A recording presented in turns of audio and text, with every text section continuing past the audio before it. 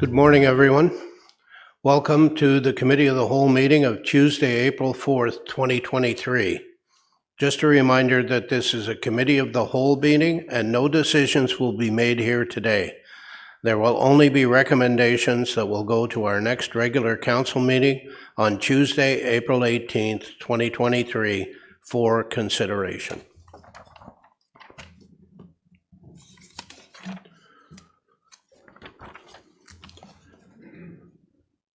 So for adoption of the agenda is moved by myself, seconded by Deputy Mayor Richardson, that the agenda for the Committee of the Whole of Tuesday, April 4th, 2023 be adopted as circulated and with the following amendments. Additions.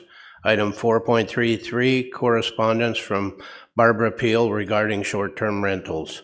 Item 434, correspondence from Megan Power regarding short-term rentals. Item 435, correspondence from J. Neil Gonzalez regarding short-term rentals. Item 436, correspondence from Josh Wood regarding short-term rentals. Item 437, correspondence from James Slack regarding short-term rentals. Item 7215, deputation by Rob Jardine regarding the Trails Master Plan update. Item 7216, deputation by Mary Lee Boston and Shannon Rosewell of the Fenelon Falls and District Chamber of Commerce regarding the Trails Master Plan. Item 732, correspondence from Rob Jardine regarding the Trails Master Plan. Item 733, correspondence from Peter Brendel regarding the Trails Master Plan update deletions. Item 423, deputation by Daniel and Bonnie Kierstead regarding short-term rentals. Item 4211, deputation by Ronna Khan regarding short-term rentals.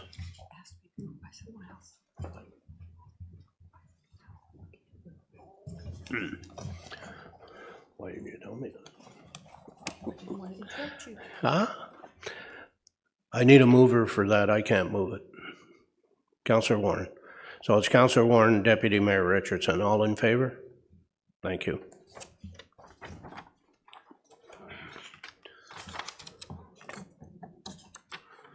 Item 4 on the agenda is short-term rentals.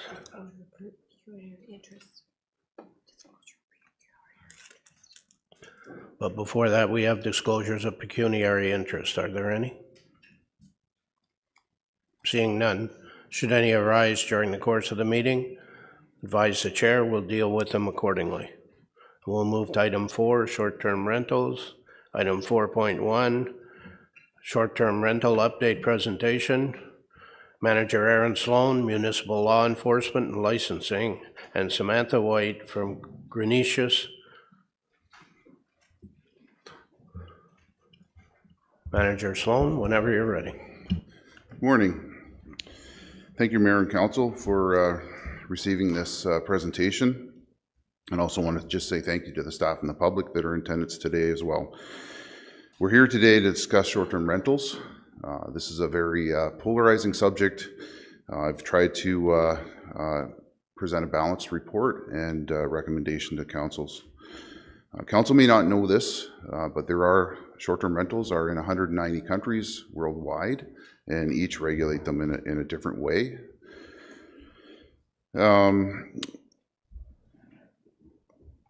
And short-term rental is a very popular point of discussion right now in this municipality. You can go to the next slide, please. Short-term rentals are not a new concept or new to the conversation of the municipality. We've been studying this for the last 5 years. Short-term rentals really have been around for over 100 years in probably this area and across Canada. Previously, they were advertised using media, such as newspapers, want ads, community bulletin boards. The internet has increased their popularity, and in that creativity, the sharing economy has been created, and it allows people to create the businesses, maximize their property uses, and have some supplemental income.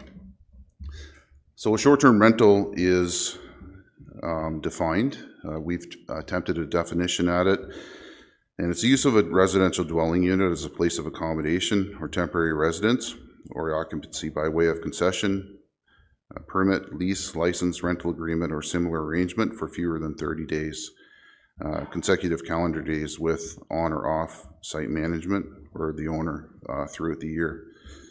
A short-term rental accommodation is not a motel, hotel, bed and breakfast establishment or tourist establishment, such as cabin rentals, or accommodations that are specifically regulated through the zoning bylaw or other similar commercial use.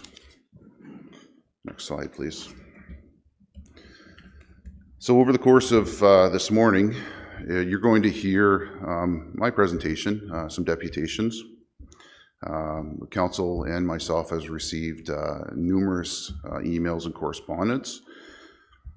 There is a diverse interest in short-term rentals, speaking for and against them. You're going to hear that the regulation of short-term rentals could result in owners losing their properties, that they're a valuable resource. They complement the hotel, motel. They bring tourism. You're going to hear that regulation is not justified.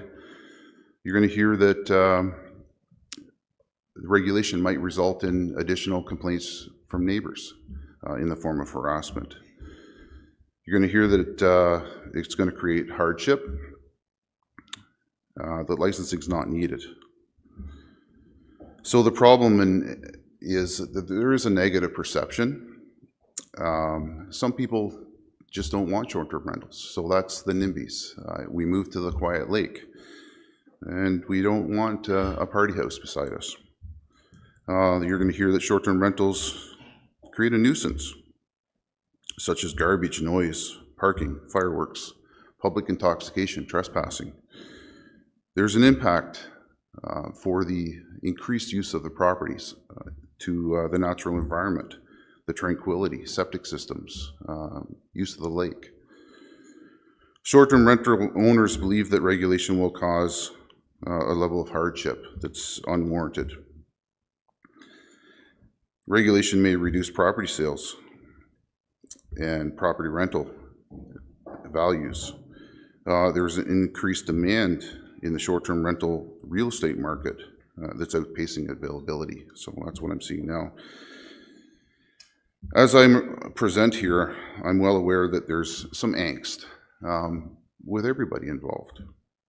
So around this topic, I just want to stress that the whole report here is about keeping Kawartha Lakes a place of destination, and it's for everybody to enjoy. Next slide, please. So there is some benefits to short-term rentals.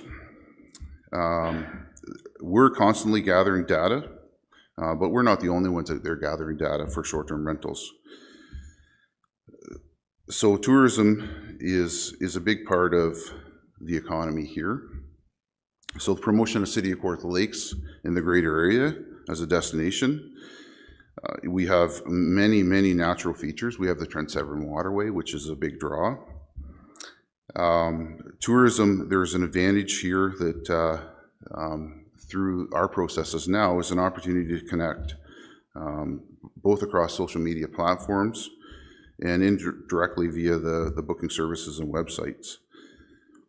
Short-term rental options are options, to traditional hotels and motels. It's a means to explore the area.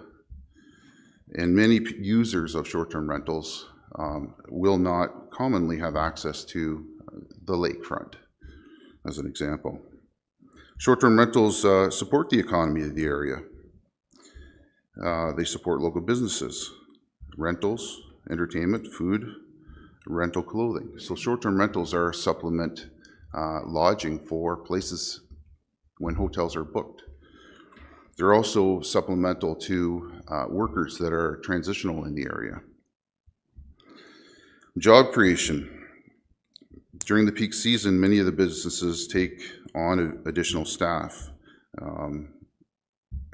to support tourism. But these places also need maintenance. So many of the short-term rental owners will hire local contractors to do their lawn care, the clean, etc. Next slide, please. So short-term rentals, this is just an example of many of the booking platforms. I believe there is 60 plus platforms that are out there sort of worldwide. It's a very, very large sharing economy. And in that sharing economy, you can rent everything from a house, bedrooms, bunkies, and other items such as trailers and tents, even tree houses. Next slide.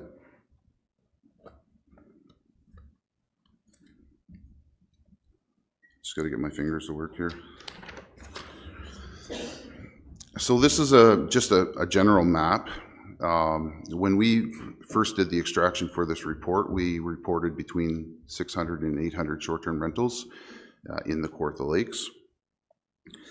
Currently, there's between 600 and 1,000 unique rentals based on recent data. And so these are rentals that have been available over the last month or have been advertised as being available. 95% of these are entire homes, which include up to 3.5 bedrooms, the ability to have 8 or more guests. So there's quite a few. Next slide, please.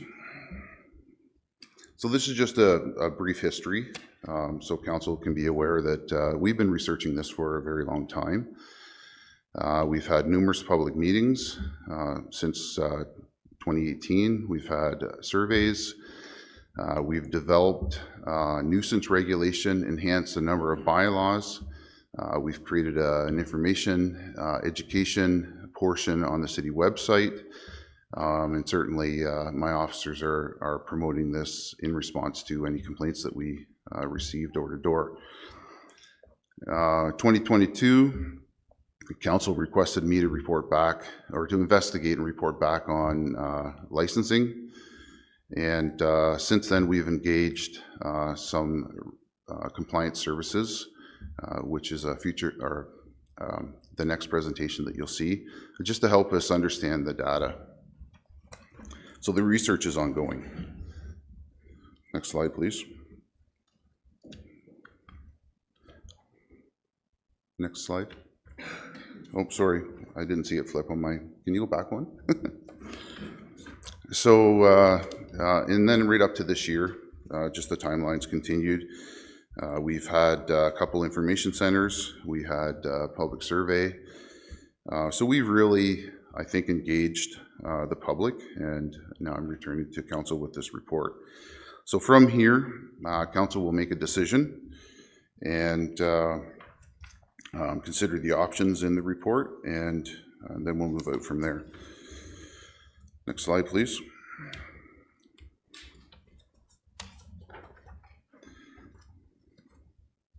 So, and again, this is just another snapshot on what we've done so far. Surveys, public consultation, information centers. We've really leveraged communications in the background here. We've also leveraged economic development to help us with understanding the tourism data. And we've met with many, many other external agencies as well, just to again, understand the data and the issue. And we've drafted a licensing bylaw. So, what are other municipalities doing? Well, we've done the comparison. We generally looked at all 444 municipalities in Ontario. We've discovered that 85 are directly regulating or in stages of study or consultation.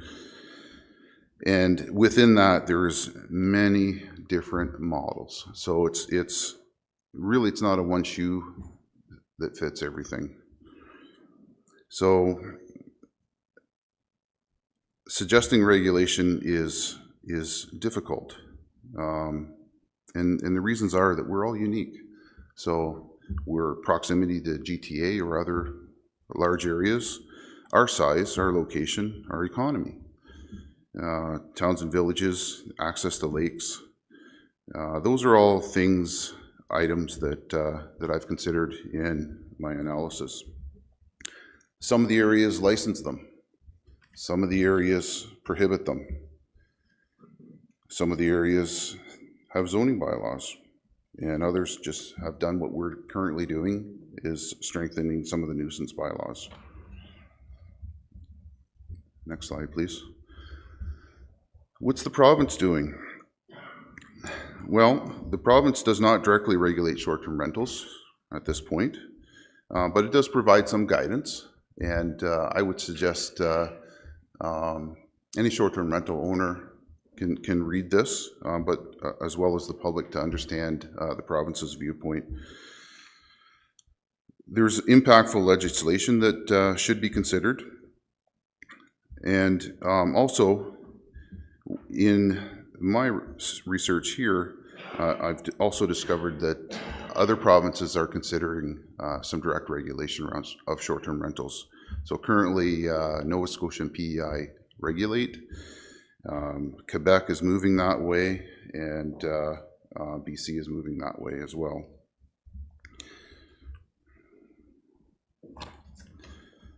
Next slide. So just a quick snapshot in the survey results. So in 2018, our survey had 607 responses, and so from them responses, just a couple key things that came forward is there was a 71% belief that short-term rentals should be limited to an entire property. 25% believe there is an impact on the community in a negative way. 73% say they play an important role in tourism. 67% say they play an important positive role in investment in business. I think those themes are fairly common in the conversations that I've had. And half of them at the time said we don't require regulation. In 2023, we've received greater than 1,000 responses. It's quite popular. So 54% of them support education, regulation, and compliance. 38% of them say they should be allowed anywhere. 38% of them say they bring tourism and spending to the community. Short-term rentals play a positive role in business and investment. And 61% of them say that short-term rentals have a negative impact. But 80% of those respondents have never made a complaint. The one thing that I would like to point out to council in both of these survey situations is that the surveys carry weight. They help consider the conversation. The purpose is to try to find balance in what is being recommended to council. So many of the respondents to the surveys do not own short-term rentals. Many of the respondents indicate that they own properties, but like I said, they're not short-term rentals. In the 2023 survey, the most recent one, only 24 of the respondents actually own a short-term rental. But the survey did serve a purpose, and the purpose was to prop up the conversation. So we've opened dialogue with short-term rental owners and members of the community.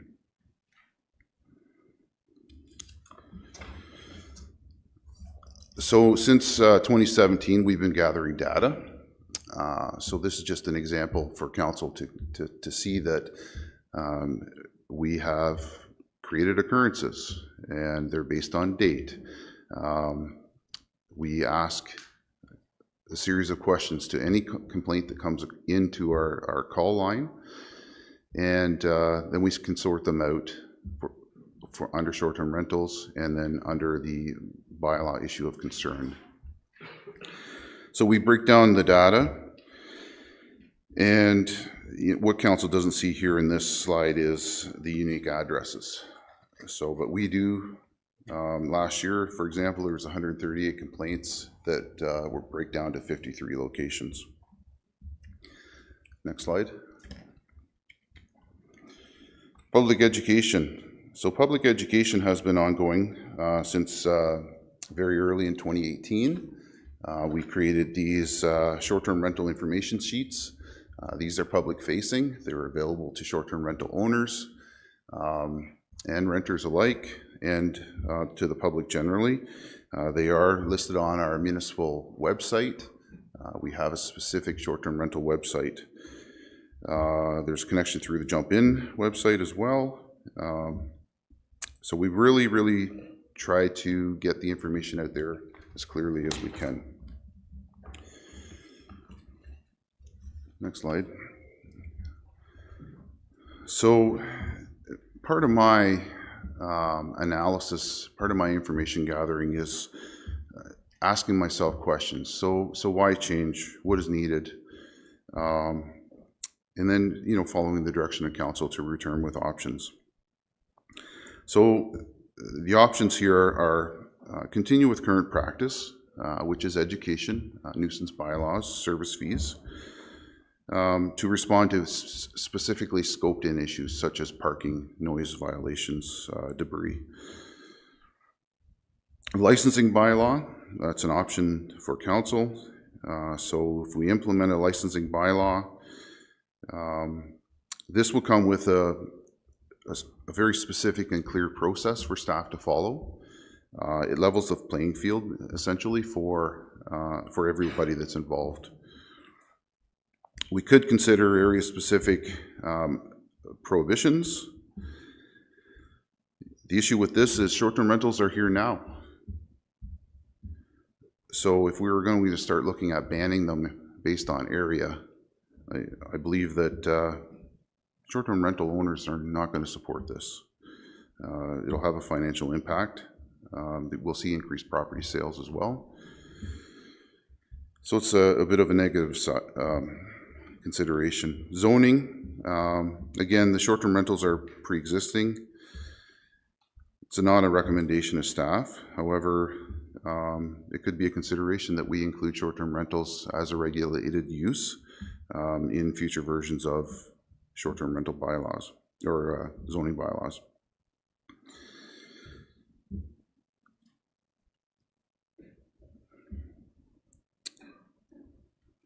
Sorry, just making sure I got all the points here.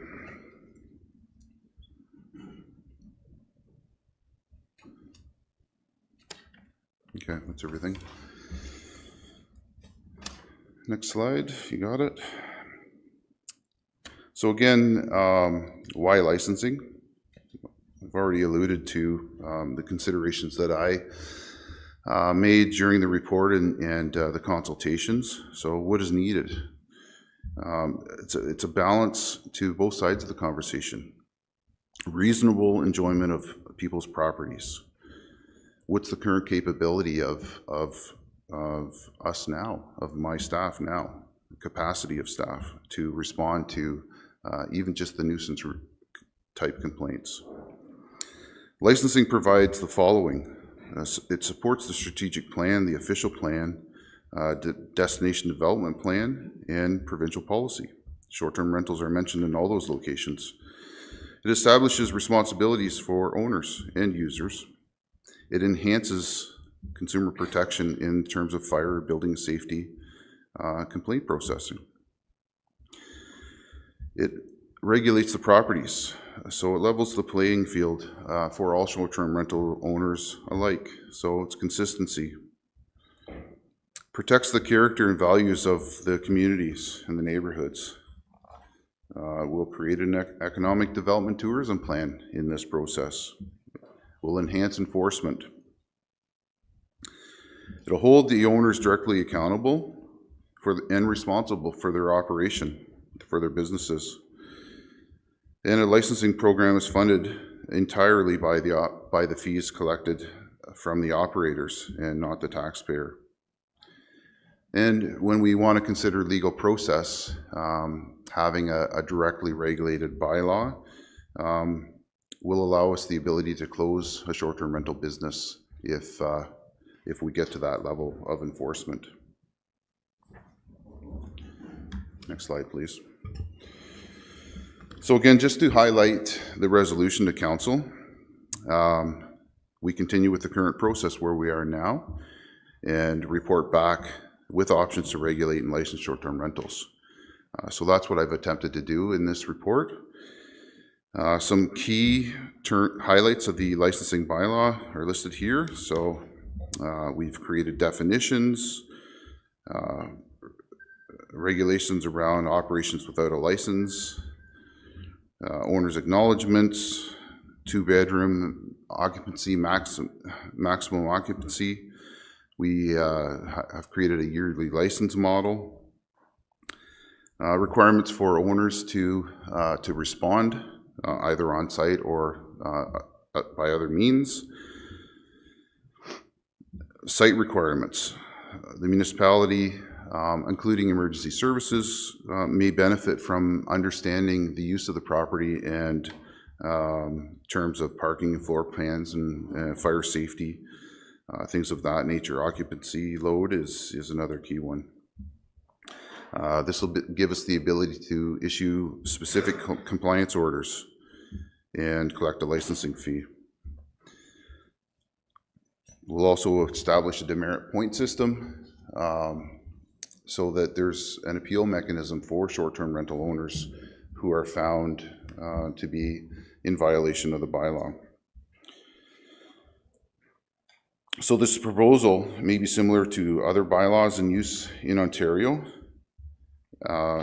And there's a reason for this. It's municipalities share information, and it's a cooperative system that is resource efficient. The policy process and education and supporting programs become more localized for us. So that's my consideration that I've tried to make here.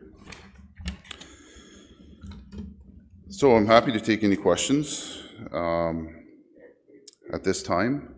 I'm also, depending on the will of the council here now, we can put up the next presentation and take questions at the end.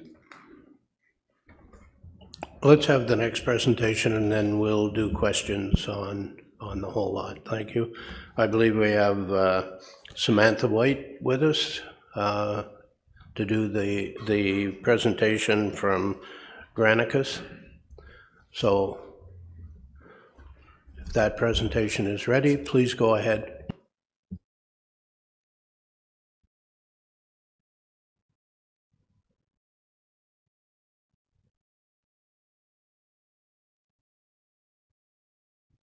Sorry, we're not hearing you. Are you on mute?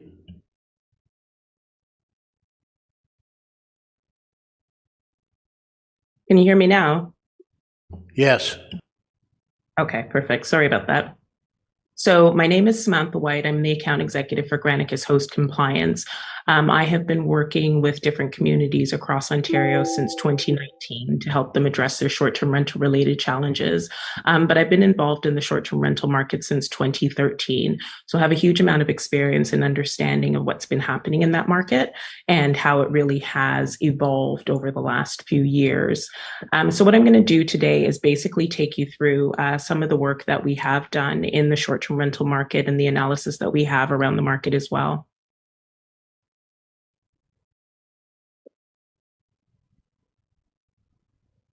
So some of the information that we know is in the short-term rental market, unless you have some sort of system in place, less than 10% of owners voluntarily register or pay all of their MAT tax, that sort of thing for the short-term rental market.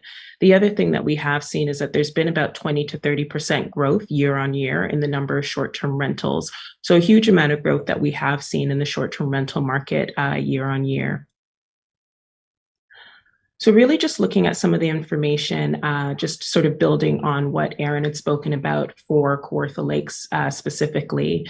So what we've actually identified is that there's about 1,204 short-term rental listings, which represents 1,003 unique rental units. So this is analysis that we've done in March of 2023. And basically, when we look at this information, just to sort of break it down a bit further, the unique rental units are the actual physical property. So say 123 Main Street. Each one of those physical properties has the ability to list on more than one site, and that's the reason why the listings number is higher. So the other thing really just to point out in this map is just looking at how colorful the dynamics are, how colorful the map is. So all of these different colors point to different platforms that are being used in the short-term rental market in Kawartha Lakes. So as you can see, some are TripAdvisor owned, some are Priceline owned, Expedia owned, and Airbnb. So there is quite a big mix of the different short-term rental platforms that are being used across Kawartha Lakes. Other analysis that we've done is looking at median nightly rental rate. So about $330 Canadian per night is the median nightly rental rate. Again, the one thing that we will point out is this is analysis that we've done in March of 2023. So not after sort of May 2-4 weekend. So this is not in your peak period. So the one thing that we would expect is that as you're getting into the summer months, this number will creep up higher. So you're most likely closer to a $400/$500 median nightly rental rate once you're getting into the summer months. And again, as Erin had spoken about before, mainly entire homes that are being rented out and mainly single family homes that are being rented out as well. Finally, just looking at that growth rate. So earlier on, I had spoken about sort of the average growth rate across both basically North America, so both US and Canada. But this is speaking directly to Kawartha Lakes. And what we're actually seeing is about 27% year-on-year listing growth. So when we're looking at this listing growth, it's really just talking about people who are listing on multiple platforms. So when you see a higher listing growth, it's really speaking to the idea that people have become much more well-versed in the marketplace, and they're actually listing on more platforms now as well. But this is the part that's probably most interesting, is just looking at that unique rental unit number. So you have a really high growth rate in Kawartha Lakes. So we're seeing about 45% year-on-year rental unit growth. I've been speaking to Erin and the team since 2019 when I joined. And yes, as Erin spoke about before, we were talking about 600, 700 short-term rentals when we had initially met. And now you guys are well over 1,000. So just a bit more analysis and understanding about how host compliance and Granicus come about creating and gaining this information. So in terms of the work that we do, what we do is we pull down the data from the top 70 plus short-term rental platforms, and then we match that with your MPAC data. So that includes the physical address, owner's address, and parcel ID. So all of the information is first matched by a computer model, and then it's all human verified. So the team at Host Compliance and Granicus, we have about 300 analysts, and what they do is go out and find 3 other publicly available data sources to confirm that match is correct. So all of the information is then uploaded into the portal, and it's all time and date stamped. So it gives you a really good understanding and picture of what's actually happening in the marketplace, and also just understanding about whether or not people are adhering to the bylaw. So when you log into the system, very similar to what you saw earlier on, what you get is a map and count of all the short-term rentals in the area. So each one of the short-term rentals themselves are represented by these dots, which I like to call pins. And when you go into the pin, you'll click on and basically see the specifics of that short-term rental itself. Down the left-hand side, all of the information is fully dynamic. So it goes into the information about short-term rental units that they're seeing on that specific time and day, basically information about the listings in the last 30 days, and then going to the specifics of the short-term rental marketplace itself. So things like occupancy rate, which is in the bylaw itself, and just making sure that each one of the units isn't over-occupied. Those are sort of the things that we would be tracking based around the number of bedrooms in each one of those properties. So as I was speaking about before, each one of the short-term rental units is represented by a PIN. When you click on the PIN, you go into the specifics of that short-term rental itself, and that's what we call a rental unit record. So every 3 days, we're doing a data capture, different times of day, just to make sure that we're actually getting the most robust data possible. And then at the top, what we can see is those that are active within the short-term rental market. Those are identified. So an analyst has confirmed the match is correct. We found 3 other data sources to confirm that match. And then whether or not they're compliant with your regulations. So whether they're fully compliant with your regulations, which means that they have a permit, and then as well, all of the information that we're capturing in terms of their listing details are again compliant with your regulations. So things like over occupancy, that they are adhering to 2 per bedroom, and that they're not asking for, say, in a 3-bedroom property, which is only supposed to hold 6 people or 8 people, that they're not actually advertising it for 10 or 20 people. So again, we're actually capturing that information and making sure that they adhere to that, adhere to your bylaw on a regular basis. So that's basically what we're looking at in terms of compliance. And we go across each one of the short-term rental platforms where they're active.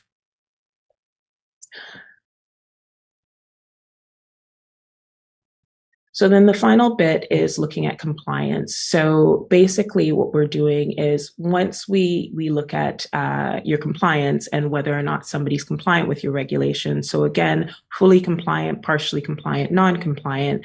The next thing we want to do is educate the constituents as to what's expected of them once you enact your bylaw. And then as well, once the bylaw is enacted, get people permitted. And then once they're permitted, make sure that they're still adhering to the different components of the bylaw. So with our compliance monitoring, what will happen is people who are flagged within the system, once they've been permitted, well, the first bit is we would send out letters letting people know that this bylaw exists, that they need to get registered, and they need to be permitted for the short-term rentals. So we help in terms of actually educating them about the bylaw. And then once the bylaw is enacted and they have become permitted, the next bit is to ensure that they stay in compliance with those regulations. So for those people who are partially compliant or non-compliant, we continue to send out letters on your behalf, on your letterhead, communicating whatever the issue is in terms of compliance, and just making sure that we continue to drive that compliance component over a period of time. The final bit that we know in terms of driving compliance is just actually including a snapshot of their specific listing. So people know that it is targeted towards them and that it is specific to their advertisement. So the final bit is just host compliance in Granicus works across a slew of communities across Ontario. So we do have a bank of templates that the team can work from. And we are very much well-versed in the short-term rental marketplace. So really just working as a partnership to be able to develop it across Kawartha Lakes. The company in and of itself started in BC where, short-term rentals and short-term rental regulations took off many years ago. And so there really is sort of a template that has been used and can help in terms of implementation of the short-term rental bylaw as it is enacted across Kawartha Lakes. So that brings it to a close. And again, we welcome any questions that you may have for me at this time. Thank you. Thank you for the presentation.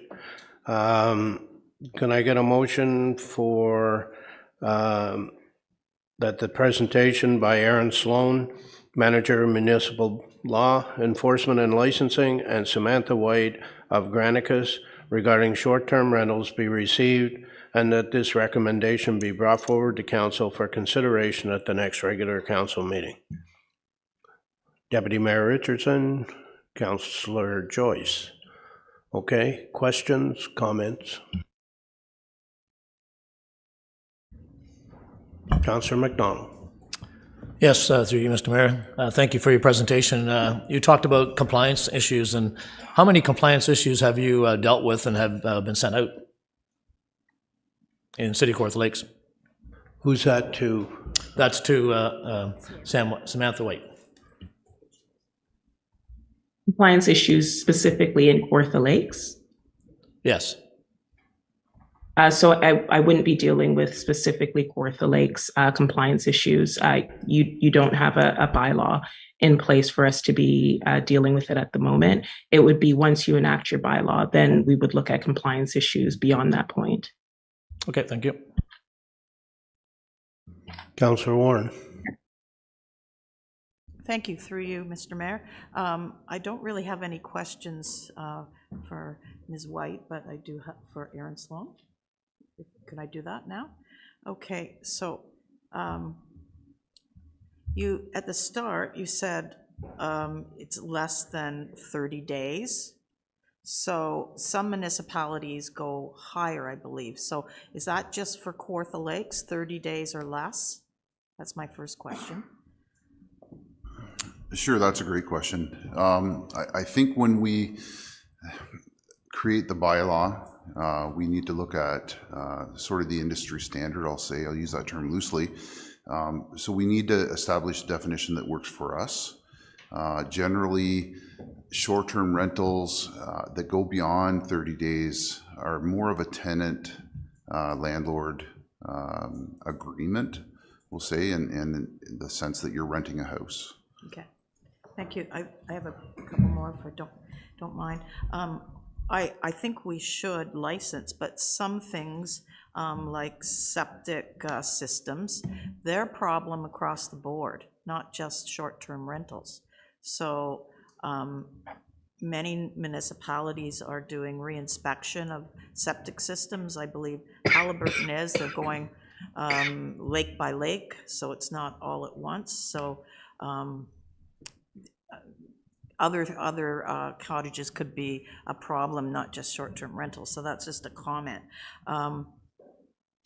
And we're going to need increased bylaw officers. And I think part of the problem is some of the data, I don't believe that a lot of people complain because it would take a day or two over the weekend to get their complaint dealt with by bylaw because there's nobody working. And also people probably are reticent to call the police on a small issue. So I think there's a kind of other data that you can't really can't fix on. So another comment, but I really truly believe we need more bylaw officers. So the question would be in the next report on Trails Master Plan, they have a possibility of bylaw officers. So I'm thinking, you know, could we not have bylaw officers in the hot spots for problems, because we probably have that data. We know who the bad actors are already. So that's what I know. You said you can tell, but you didn't want to really say that. But there are areas that are the hot spots. So could we not have bylaw officers for the summer in those hot spots? That's a great question. I think probably my initial response to it will be that for council awareness that bylaw enforcement officers are scheduled 7 days a week. There's a misconception out there that they're not available on the weekends. Within sort of the consideration around staff expansion, within that proposal there, I've proposed a couple licensing officers that would be dedicated to this program. Hours of service is something that we're considering and can be changed depending on the issue. So also I'm proposing a municipal law enforcement officer, which would also create connections to other enforcement activity. You mentioned the Trail Master Plan, having staff dedicated to respond to hotspots. So those are all within capability. We just have to get there, and we have to. The other side of this is education. So like I said, many people don't understand or are not aware that we work Saturdays and Sundays as well. So Just further, and in the report, and I don't think you touched on it, but more than 8, and I can't remember the actual type of building, is it called a villa or whatever? Would that be part of that? Because of the bylaw, because I think part of the problem is the amount of bedrooms and people coming up to one cottage. So is that part of it, the bylaw? And how would we enforce that through the licensing bylaw? that's a great question too. And just so if I'm understanding this correctly or incorrectly, please correct me. But the bylaw does regulate the number of bedrooms. So we're seeking to limit users to two per bedroom. So when the site plan, when the licensing application comes in, the owner of the property would designate the bedrooms and provide a site plan for us to look at those. Would they be numbers. allowed, though? So how big are we going to get? So how big an edifice are we going to allow? I guess that would be the question. Sure, and that's a deeper answer, some of which I can't provide that information directly, but only because I don't have the full scope of the knowledge. Okay. So when we look at regulation by establishing a number per bedroom, that's a connection to the building code. And to septic system capabilities. So if a house is built with 4 bedrooms, 2 bathrooms, and I believe there's one other criteria that is escaping me at the moment, the septic system is geared to support that. So a simple way for us to establish regulation through licensing is to look at what the capabilities of the property, what it was originally designed for, and then that will limit the activity. So in essence, I think the greater analysis of the question is, are we going to have a property with 40 people with only 5 bedrooms? That's what the licensing bylaw is seeking to control. Or having, 6 bedrooms and 20 people. Yeah, and exactly. And a party house, right? So how do we deal with that? Okay, those are my questions to start. Thank you. Councillor Ashmore, followed by Joyce, Richardson, Yeo, Perry, and McDonald. Thank you, Mr. Mayor. Just thanks for the presentations. Just through you to Manager Sloan. You mentioned the history of this whole issue and going back to 2018, 2019, and then you brought up on the screen information sheets that are presently on the rules that we have on the books right now. We have pertaining to noise and parking as an example. In your current roster, this is a question, my question is, if you even enforce the existing rules that are on the books right now, would that not do the job, you think, if you had more staff and enforce the rules that are already there? And because there are rules already on the that have been passed by council, but they don't seem to be enforced because we're short of staff all the time. Is that the reason why they're not enforced? And that's where we are today. Through the mayor to the councillor, that's a great question, and so part of the answer will be staffing capability. So we're kind of getting into the weeds of the issue. We have strengthened our nuisance regulations, and as I presented, there was 138 complaints last year. It's roughly 6% of the overall complaints.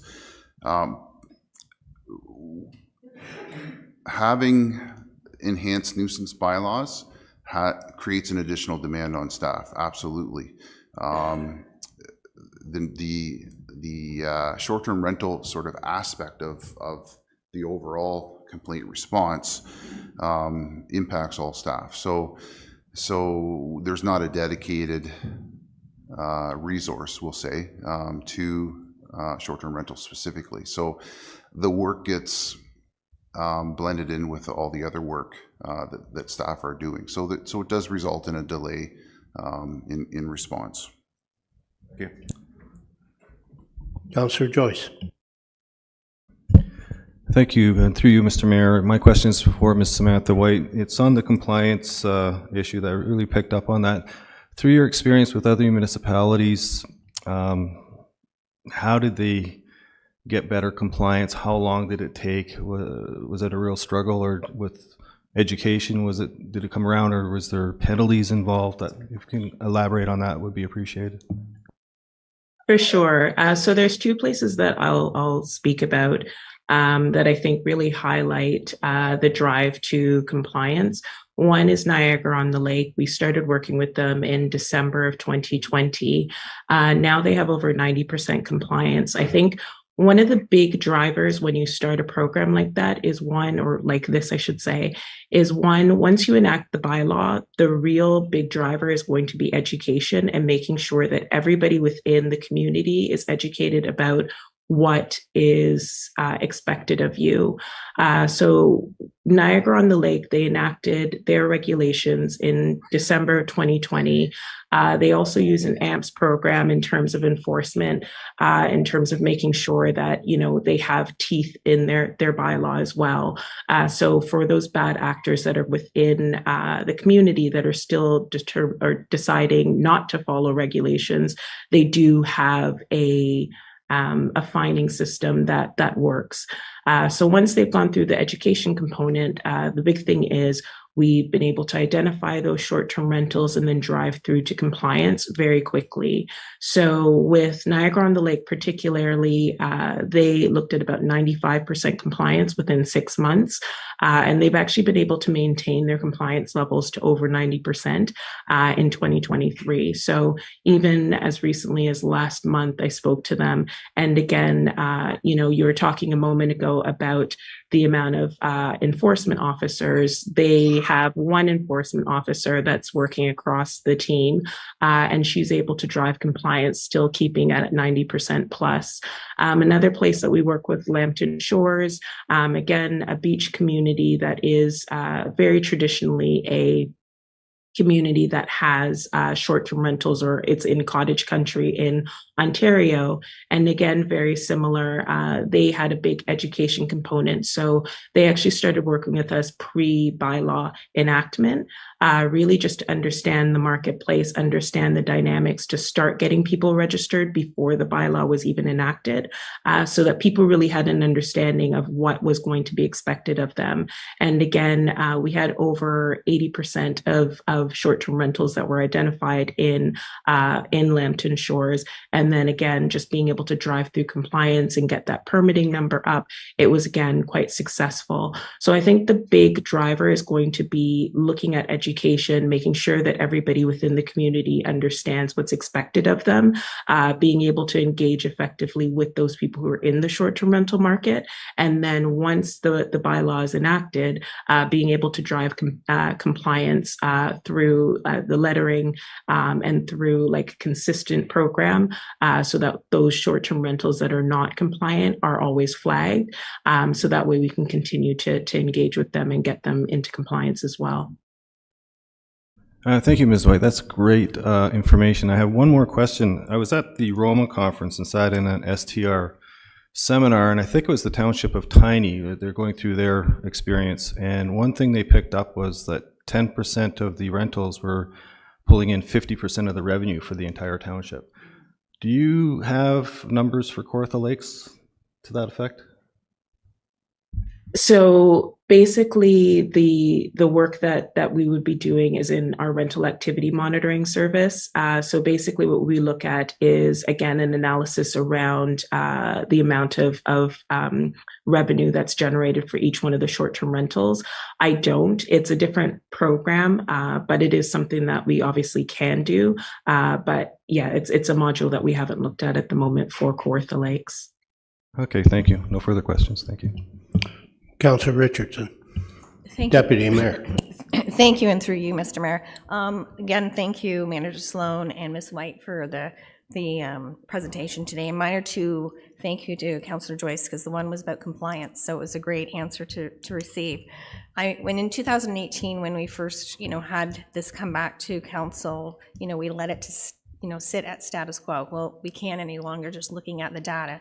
27% growth in a year is pretty huge. Just two questions regarding the, on your slides. Manager Sloan, you mentioned that there's other municipalities strengthening these nuisance bylaws. Can you just and you mentioned it again a few minutes ago, how are we doing that? Sorry, through the mayor to the councillor, can you just repeat that again? I'm just looking to say, we mentioned other municipalities are strengthening that nuisance bylaw when it comes to STRs. I was just wondering how we're doing that specifically. We've already strengthened our nuisance bylaws around where we are currently with short-term rental responses. Basically, what we have in place currently is a service fee. So we have, based on the issue, so noise, parking, animal control, clean and clear, the officers can respond and investigate. Once they determine a violation, we can put a service fee in place that applies directly to the rental owner, and the fees escalate. So 1, 2, 3, 4, the fees escalate up to 5, and then they double beyond that. So I think I'm hoping that's the answer you're looking for. Indirectly, but yes, that works. Another one is on page 17, owners to respond. How does that 30 to 60 minutes response work? That's a great question. Through the mayor to the councillor or deputy mayor. So we put a number in place. Initially, when we considered this time, we wanted owners on site within 60 minutes. I believe that's a little bit of a high expectation, but I believe that owners should be in contact with the renter or with their property manager, and that can happen within 30 to 60 minutes. The whole hope here is that that contact will curb, address the problem, provide the education to the renter, just engage the owners a little bit more with the issue at the time. Councillor Hill. Thank you, and through you, Mr. Mayor, a couple of questions. In the numbers for the revenue potential and stuff, you're using 300 hosted and 300 unhosted. So I'm wondering, the question goes right to on-site, a property manager, a responsible person, as they're called in the report. So is the on-site and responsible person part of the 300 hosted, or is a responsible person who's not living on site classified as unhosted? Through the mayor to the councillor, so the consideration for hosted and unhosted is sort of separate from that 300, the calculations around the budget predictions. So unhosted basically is the owner is not present on the site, and hosted is the owner is present. I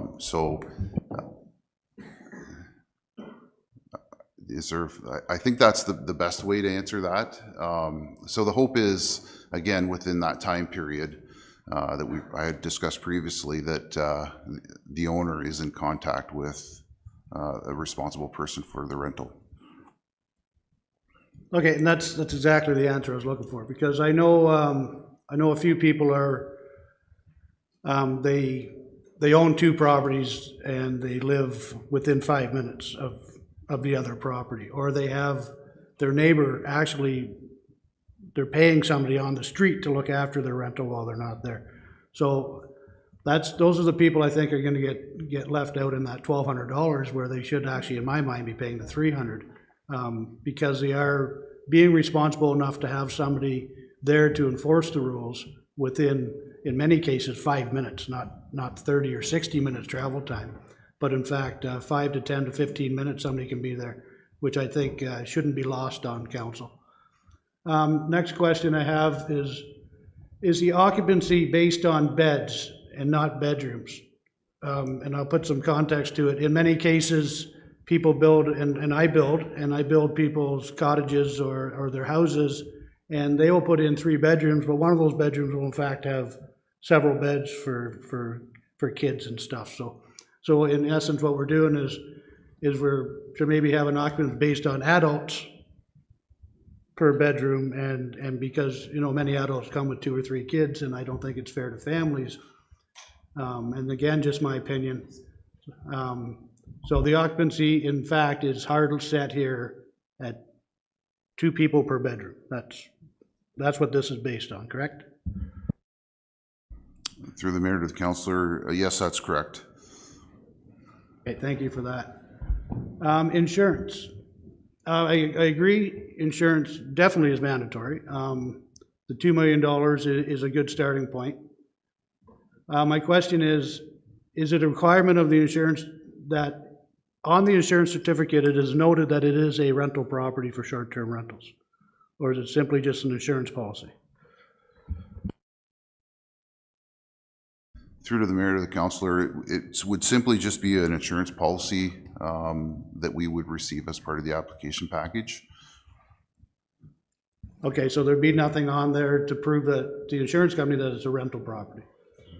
Okay, because the reason I asked that insurance question is because not most, but some of the inspections we're asking for, being wet certification and electrical safety and stuff, is actually covered by insurance companies to get house insurance, whether it be a rental or not. They are a little more stringent on rental properties, because then you get into rental leaser and leaser agreements and stuff and what each is covered for. But some of the inspections I believe in here are duplication and not warranted, and probably charging people for stuff they already have, basically, is what I'm saying, I guess. And I have a couple questions around types of places of rental. So I know a couple of people who live out in, for better term, the boonies. They are the only person on the end of a road, or they have a 100-acre farm, and these people are running a short-term rental out of places like this with basically no neighbors. So I'm wondering where the clause is in here to exempt those people from having to pay fees. Sure, register, absolutely, and tell us your rental property for the emergency services and stuff, but I don't see these people being a weight on the neighborhood, on the system. And this, yeah, so maybe answer that question. Is there any thought of putting in a rural rental exemption? Through the mayor to the councillor, so exemptions generally have been discussed in the sense that the decision at this time was to present council with the bylaw as is.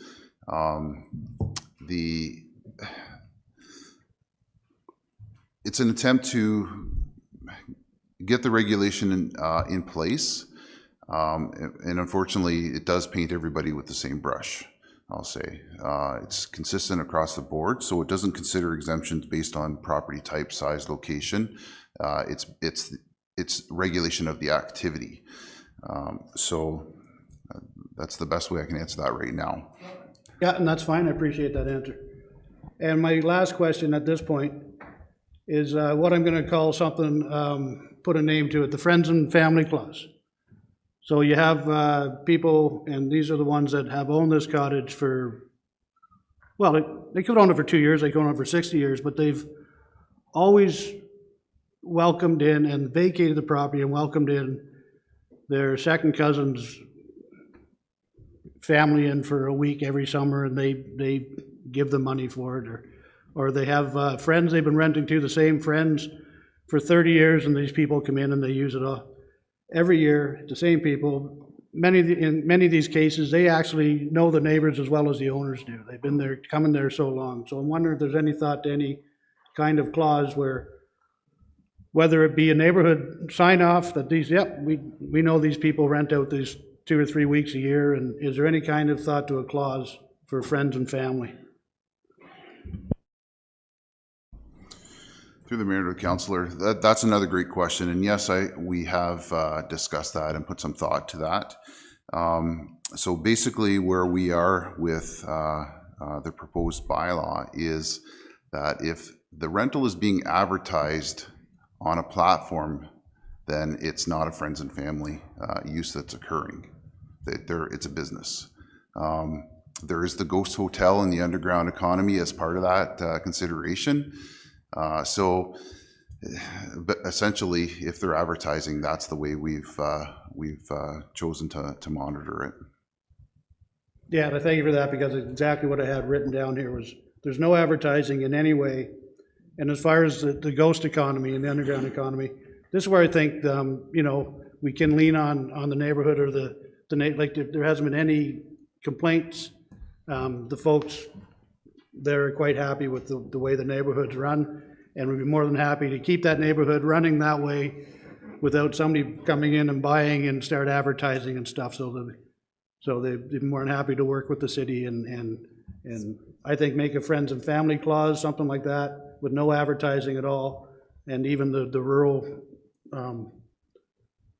rentals, you know, having a little leeway and stuff. I think this is a good start, as you say, and I think council's got some work to do to fill in the blanks. Thank you. Thank you. Councillor Perry. Thank you very much, Mayor. And in the interest of time, I'll be brief. I know the Deputy Mayor mentioned we're here today partially because of the 27% increase that we're noticing in short-term rentals, and also with the data that was presented, the public perception of short-term rentals and the issues here has shifted dramatically in the past 5 years. From the slide you had from 2018 to 2023, some of the numbers have flipped, if not, grown. So all that is to say, I want to, thank Officer Sloan. Thank you for your presentation, your facts and data-driven presentation. I just have a couple of questions about the draft bylaw. And I understand it's often a case where we want to put in force a regulatory regime, right? And the corollary of that is, though, that one of the main principles of law is that it's not overbroad, that the law is tailored to the harm, right? Tailored to the mischief as precisely as possible. And I notice in the draft bylaw, but as it is in section 1.01, that short-term accommodation is somewhere that would be rented for 30 days. And some of the information we had, for example, from Tiny Township, and I think we heard in the campaign and some of the data that we present, is that it's the weekend rentals. It's the shorter term. I think Tiny Township said their problems are mainly with 1 week or less rentals. So we have to be careful here that we're not catching too many situations. Perhaps we could look at considering that down to 2 weeks, because any time after that, it would seem that there's a higher percentage of the rentals would be family time, people taking time off work, not the week long or the weekend rentals that seem to be the crux of the issue here. Second thing, I'm glad to see the fines are down the fees are down rather, from between $300 and $1,200. I'm also just wondering about further graduation on that. Like Councillor Yeo said, there can be situations where $1,200 is a lot of money. And is there a way to maybe to graduate that based on rates or business income? So that, not everyone, I've heard from people the past couple of weeks, everyone from someone who rents out their place for several $1,000s a week to a retiree whose husband has passed away and she's doing a rental to supplement her income. So those kinds of fees, as we know, do not affect everyone equally. And I guess the last point I'd like to ask you about to consider, especially, Councillor Yeo talked about some exemptions. And again, it gets at this trying to tailor the law to the harm, the bylaw to the harm as much as possible. I think some townships that we heard about at the Roma conference have an exemption for people who are living on site. They won't want property damage. They won't want loud, wild parties.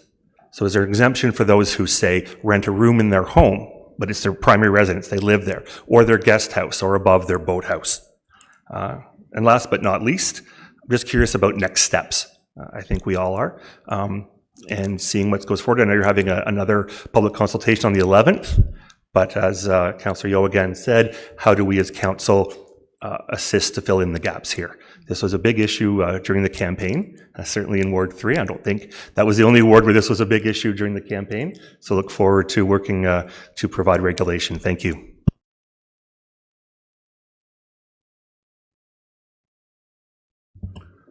Manager, did you want to respond to any of that, or you're taking it under advisement? To the mayor, to the councillor. So yes, I will take it more or less under advisement. I think that generally speaking, we are looking at establishing a regulation that provides some consistency, provides some capacity within my group to enforce in a more direct way. Overreaching consideration, focused right on the nuisance issue that is of concern. I believe that licensing will allow us to do that in a way that's more scoped and focused. So everything else that you've packaged up quite nicely there, I'll take that under advisement with the bylaw. Thanks very much. Again, tailoring, including the time period. Thank you. Councillor Smeaton.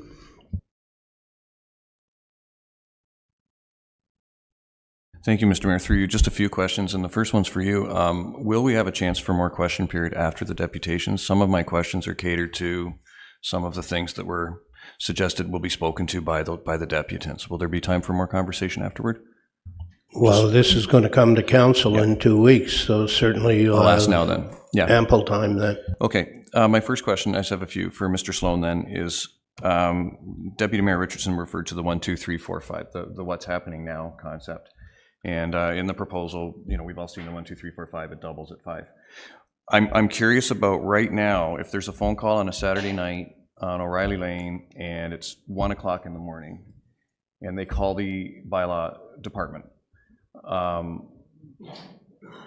or the OPP, let's start with the OPP, and the OPP say, right now we're on a car crash on a highway, so we can't get there, and or they actually say another truth, which is we don't enforce bylaw, we enforce law. So that's a bylaw situation. So when Mrs. Jones calls at 2 o'clock in the morning and she's petrified, she's lying on her floor, literally, because of the fireworks, the urinating in the bush, the screaming, the 30 people on site in one home. What happens? When she makes that phone call and the OPP don't come, what is currently in place? Not the 1, 2, not the proposed. So what happens this Saturday night for that lady? Through the mayor to the councillor. So yes, I can't comment on the OPP responses. No, I'm asking, sorry, it was a question for how does our bylaw department respond at 2 in the morning on a Saturday? Okay, so currently we don't have the capacity to respond. We're not available at 1 a.m. in the morning. Right. Certainly within that, there's the investigative process that we have in place. So the bylaw is reactive in nature. Yeah. We're more than happy to receive the information on the next day and provide the response as soon as we can thereafter. Okay. And under the proposed bylaw, if someone has been, for example, had an STR for a number of years and they live in Mississauga, so they're now more than, maybe say they've had 17 years of success with a good short-term rental, no issues, no complaints. I just want to clarify, they're outside of the 60 minutes. If they don't choose to do what I agree Councillor Yo's bang on, find somebody local to help them, and I realize that's certainly an option, but maybe it isn't for this individual.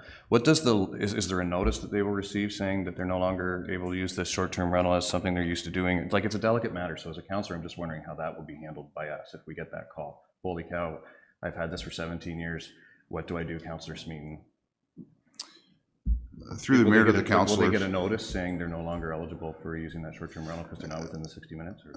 So we're getting into a little bit of the process. Yeah. Certainly, the municipality is not seeking to specifically shut down short-term rentals. No. There's many, many owners that live outside of the municipality. On-site or in contact within 60 minutes is kind of the benchmark that we're establishing right now. And then there's a process. So if they're not able to meet the standard, they'll get a letter, they'll get a warning, we'll get education, and we'll try to problem solve with the individual based on the issue that we're encountering. So it's not a dire result that we're looking at shutting down the business, or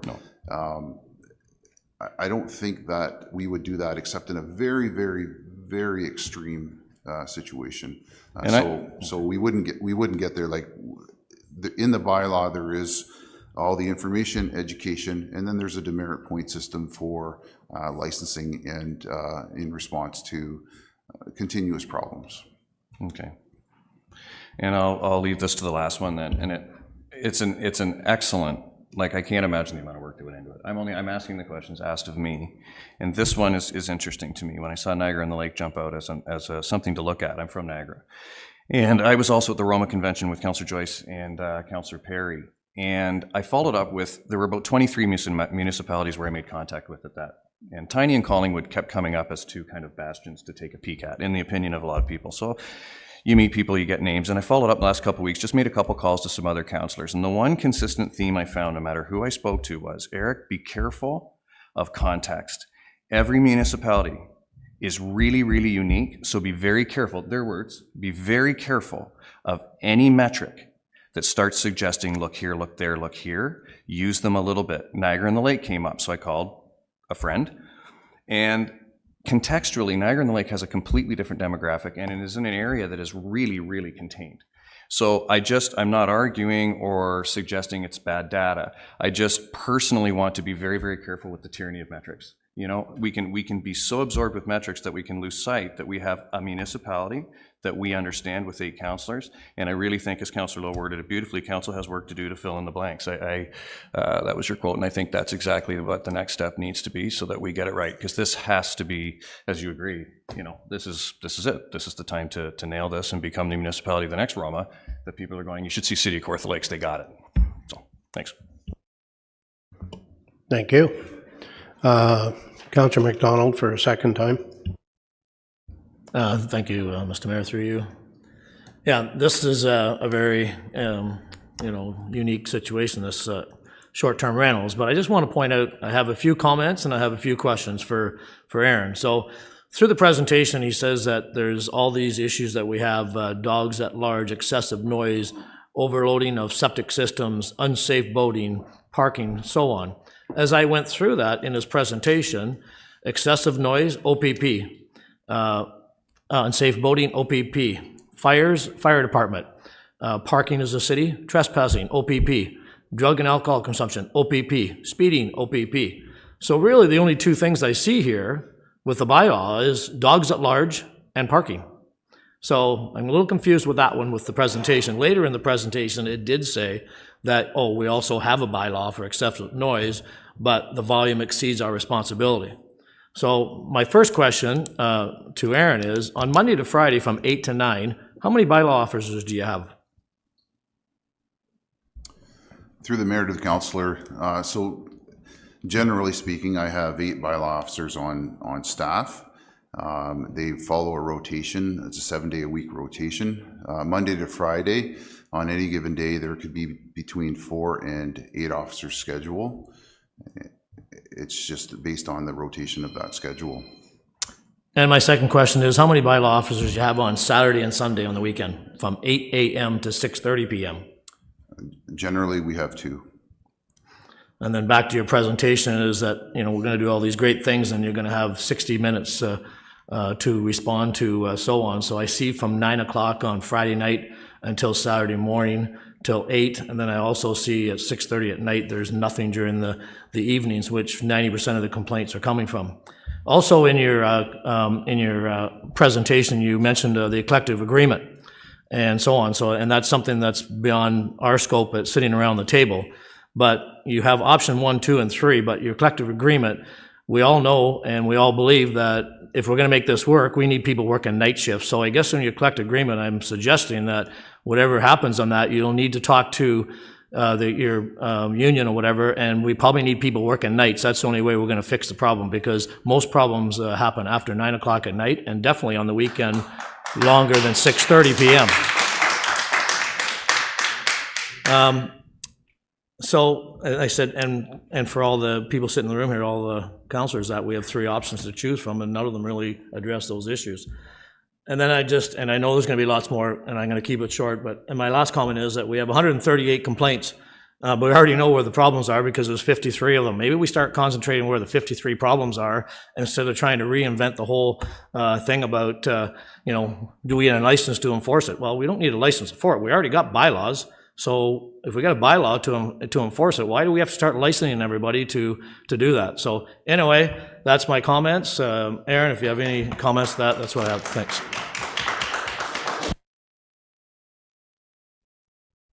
Did you want to respond or no? Thank you. Councillor Warren. Through you, Mr. Mayor, to Ms. White, and speaking to the councillor's issue about Niagara on the Lake, that you had 90% compliance, and I know we're all different, but I'm just wondering, in that compliance, does Niagara on the Lake use a demerit point system, is my first question. I believe that they do. I'd have to go back and see. So I believe that they do have a demerit point system, and then it kicks into the AMPS system afterwards. So they're sort of different. So basically the demerit points is to take you out of the program if you do have any issues that arise. And then afterwards it clicks in that they would issue a fine if you're still not in compliance with their regulations. I suppose, just as you were talking about being different, the one thing that I always do sort of speak about is, because we were talking about sort of land mass and Niagara on the Lake being a smaller community versus the Kawarthas, which does cover a huge land mass. The one thing really just to keep in mind is that you are talking about transactions in an online environment. So short-term rentals in and of itself is mainly online. And so the one thing you really want to keep in mind is that, the enforcement side of things in terms of bylaw enforcement, yes, that is true because you do have a larger land mass to actually to cover. But in terms of looking at what's happening in an online environment, you really do want to make sure that you are tracking it online because that's where the activity is happening. So that's where a lot of the information, that's where a lot of the bookings are happening. So that's really what you want to do, is make sure that you are sort of comparing apples with apples in terms of the idea that it is happening online. So in terms of Niagara on the Lakes, both of them, you are seeing it online. You are seeing the enforcement of the demerit points being online. And then afterwards, using the AMP system as well is based around what's happening online. And also, what other tools does Niagara on the Lake have that brought them to 90% compliance, which is very high when you look at other statistics? So both Niagara on the Lake, we've heard a lot about Tiny, Ontario as well. So they have the full suite. So both they use our registration service and then as well our hotline service. So with the hotline itself, basically what you would look at is basically a 4-step process. So one, you have a concerned neighbor, they would call through to the hotline, which is available 24/7. Then basically what would happen from that point is we would actually contact the complainant. So the complainant themselves, basically we would ask for pictures or videos of whatever the alleged complaint is. So the person would be able to upload any sort of pictures or videos of, say, a loud party at night. And then basically we would contact the named emergency person.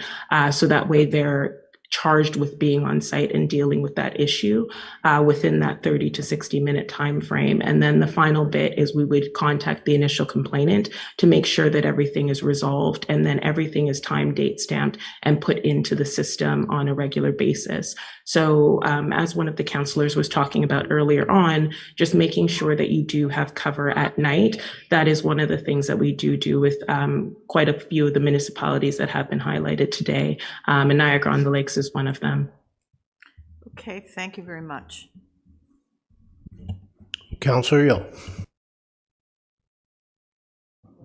Thank you, and I thought I was done talking. And no offense to anybody, but to think we could solve this by putting a bylaw officer on at nighttime is crazy. It's one, nobody in their right mind is going to go to a place where there's 30 people partying and drinking alcohol by themselves. So automatically you're looking at at least two officers, and they're probably going to call the OPP and probably won't attend without the OPP there. I think what we should do in this process is ask the inspector or whoever's in charge down there at the OPP to come here and speak to this issue, because I've heard that that's a bylaw, and we don't do bylaws, we do the law.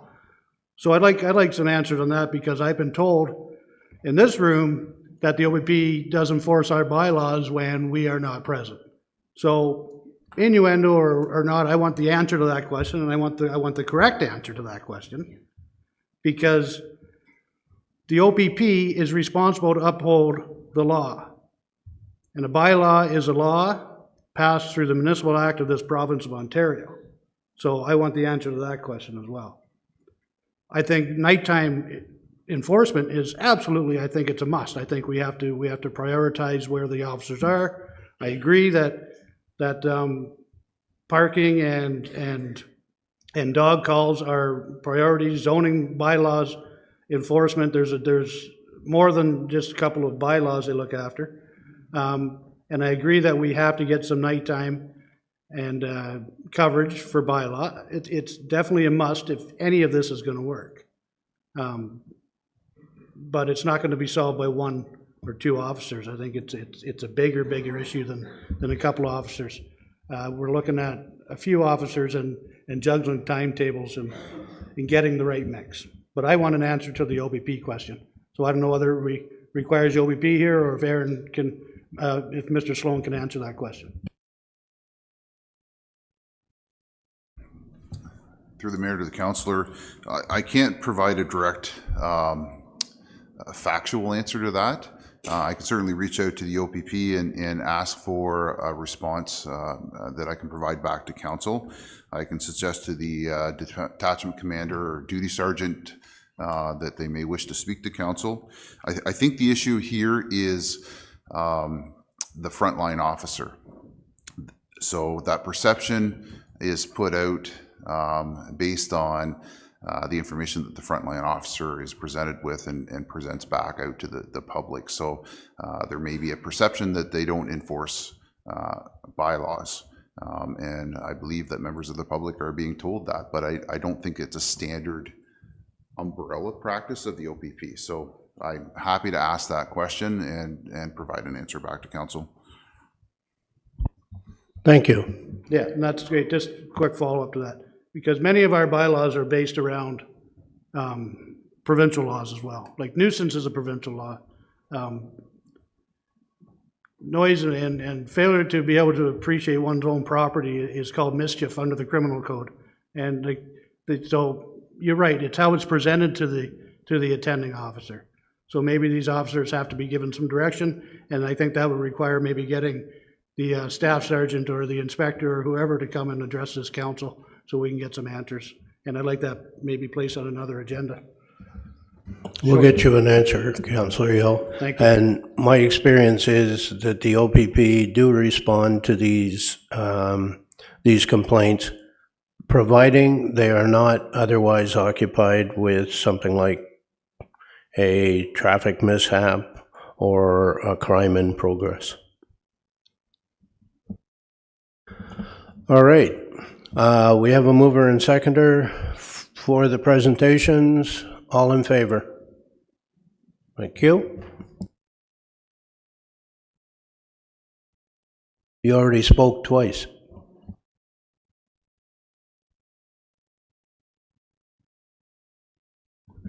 Very quickly. So we're, some of us are on CPAC, and we'll put that on the agenda for the next CPAC meeting. Thank That's you. all I wanted to say. Thank you. Did we get all in favor? All in favor, yes. Okay. We'll now move into the portion for deputations regarding the short-term rentals. And I'll remind the people who are speaking that they have 5 minutes. And I'd also ask that if you're making the same points as other people, perhaps you could move it along, because we do have a very long agenda today. But we're anxious to hear from you, and we're anxious to hear any newer points that you may make. So our first deputant is Afe Hellman. So you please come to the podium.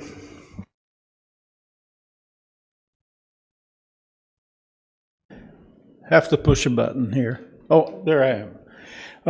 There's always so much fluff involved, and fluff is just bouncing the pillow up and down to make it look good.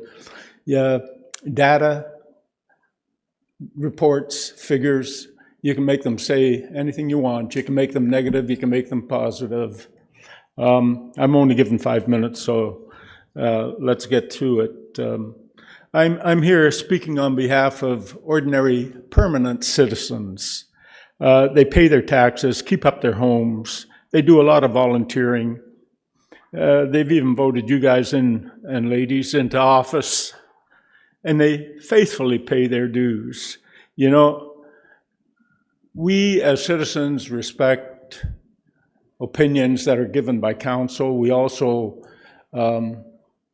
see things that we don't understand. One of the things I don't understand is bylaw. They talk about coming out and visiting. When a complaint comes in at 1 o'clock in the morning about noise, and you get your results that the officer has appeared on Tuesday morning or Monday morning, and there didn't seem to be a problem. Yep, that makes sense to me. Maybe we don't have enough. Maybe we don't have enough training. I agree with Councillor Yeo there. Who in their right mind would want to go into a place with 30 people that are full of booze, and there are lots of problems? That's why you got the call. Renters and owners, they are, and they have bought places that they should have done a little investigation before they bought it. They should have said, what's the zoning here and what's allowed? And it states quite specifically on the residential zoning that it's a known fact that short-term rentals are just not allowed under the current bylaw. So if you take the bylaw, fitting it into a circle like this, and you want to make all these other people short-term rental owners and operators fit into it, and you make the bylaws this big, well, that's great. But maybe that's not what we as permanent citizens want. I live one door away from a rental. I don't hear near the noise that the person on the other side does. They live within 50 feet. I'm a senior citizen. I've had both knees, both shoulders done. I've got other issues. My wife had open heart surgery. Do you know how important a good night's sleep is to us? Very important. I've never complained about anything, but I'm here on behalf of a few people. Friends of mine, both in their 80s, retired, lived in their house so well over 45 years. One on this side, one on that side. It drives them crazy. I was talking to him at Kobe, and he's talking to me, and he's like this. He's still shook up.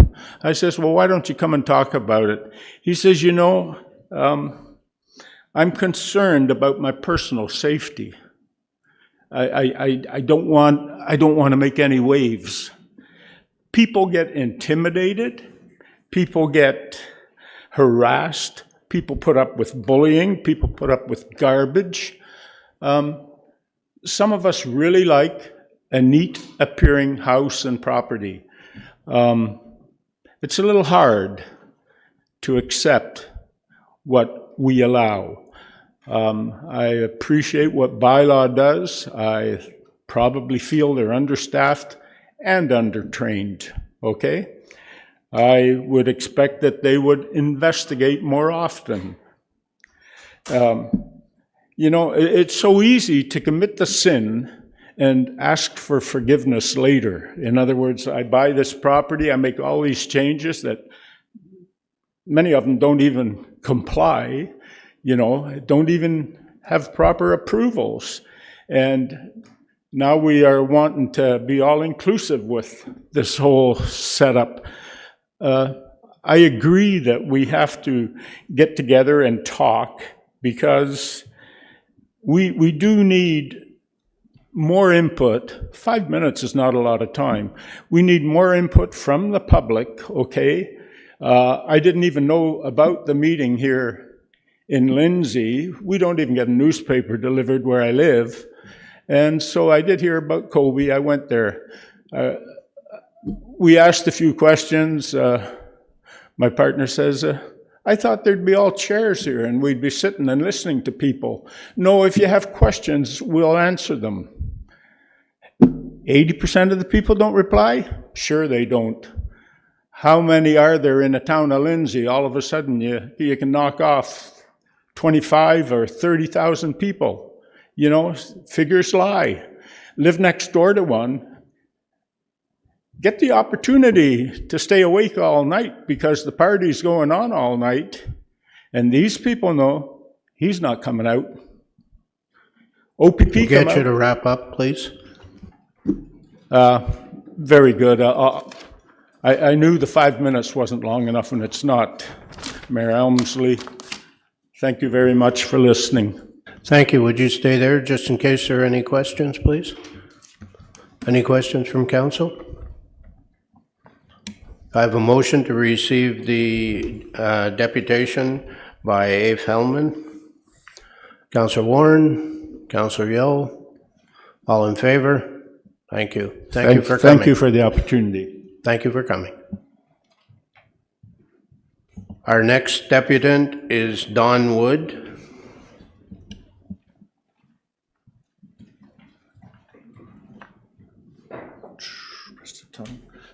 Thank you for allowing me to present today. I thought it was a great discussion. I learned a lot from Aaron and his presentation.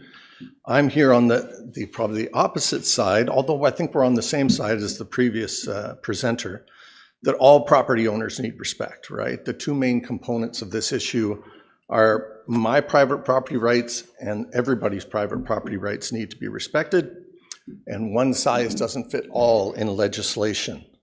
And so I think that's already been discussed, so I can skip some of this. I think the short-term rental industry has been tremendously creative and innovative, and I'm very in favor of it. I am not in favor of neighbors ruining neighbors' lives, right? So the one-size-fits-all legislation, I think, should be confined to problem rentals only. And you have a graduated progressive fining or licensing. In fact, I would suggest that, you draw up legislation to license short-term rentals, which Aaron has kind of, which only gets invoked if there are complaints about that rental, okay? In my particular case, I own a farm south of Lindsay. Our short-term rental is in the middle of the farm, 500 meters from our neighbors.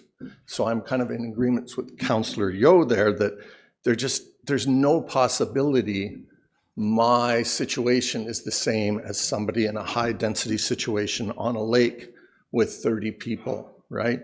So I would believe there should be exemptions, two exemptions, one for registered farmers, right? I don't need, I was just thinking, was sitting there, the government doesn't come out and inspect my hay, they don't inspect my cows, and they really don't need to inspect my short-term rental, okay? I'm good with it. I'm good without that. I love the idea of this educational segment of, how to be a good neighbor that they're talking about. But I think the legislation should definitely be progressive and should go and target the people that are the problem, as Councillor McDonald talked about there. I just want to, address the taxation and the issue there. As a short-term rental owner, I'm already paying business taxes. This actually is part of my farm income, okay?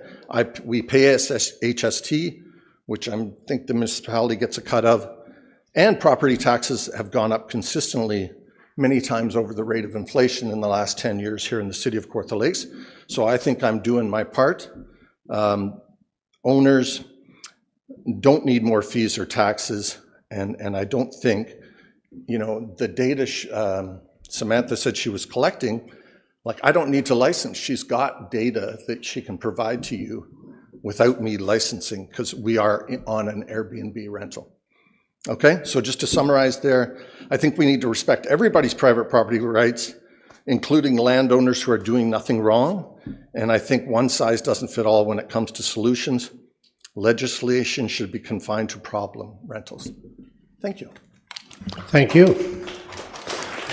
Would you stay there in case council has any questions? Any questions or comments from council? Seeing none, could I have a motion to receive the deputation by Mr. Wood? Councillor McDonald, Councillor Smeaton. All in favor? Thank you. Our next deputant is Darrell Crick.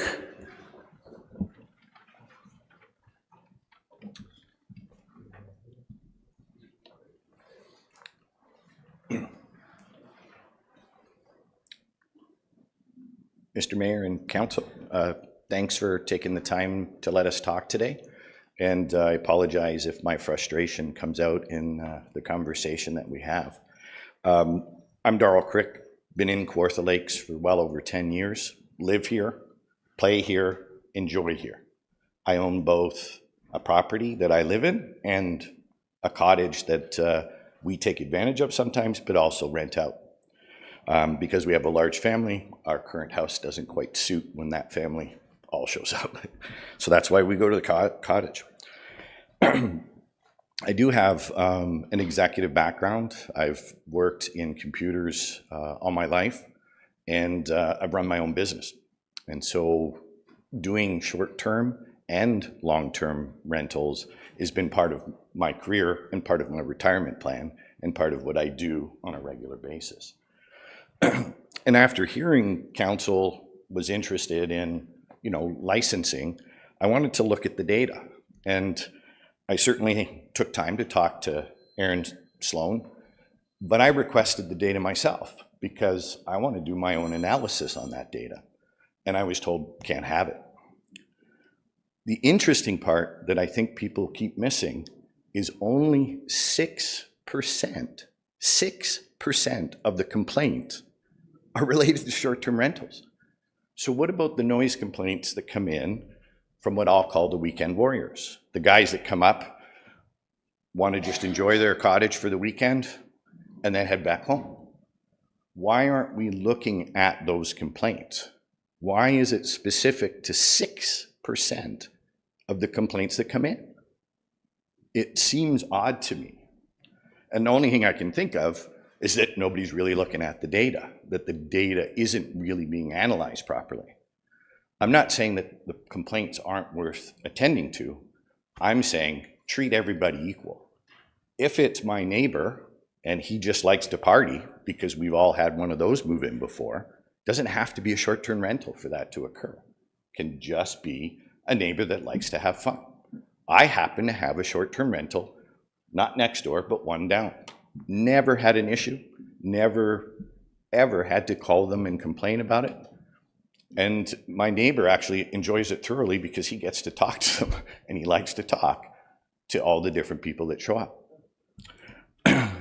Now, the other interesting part is that the complaints are related to 52 of over now 1,000 STRs.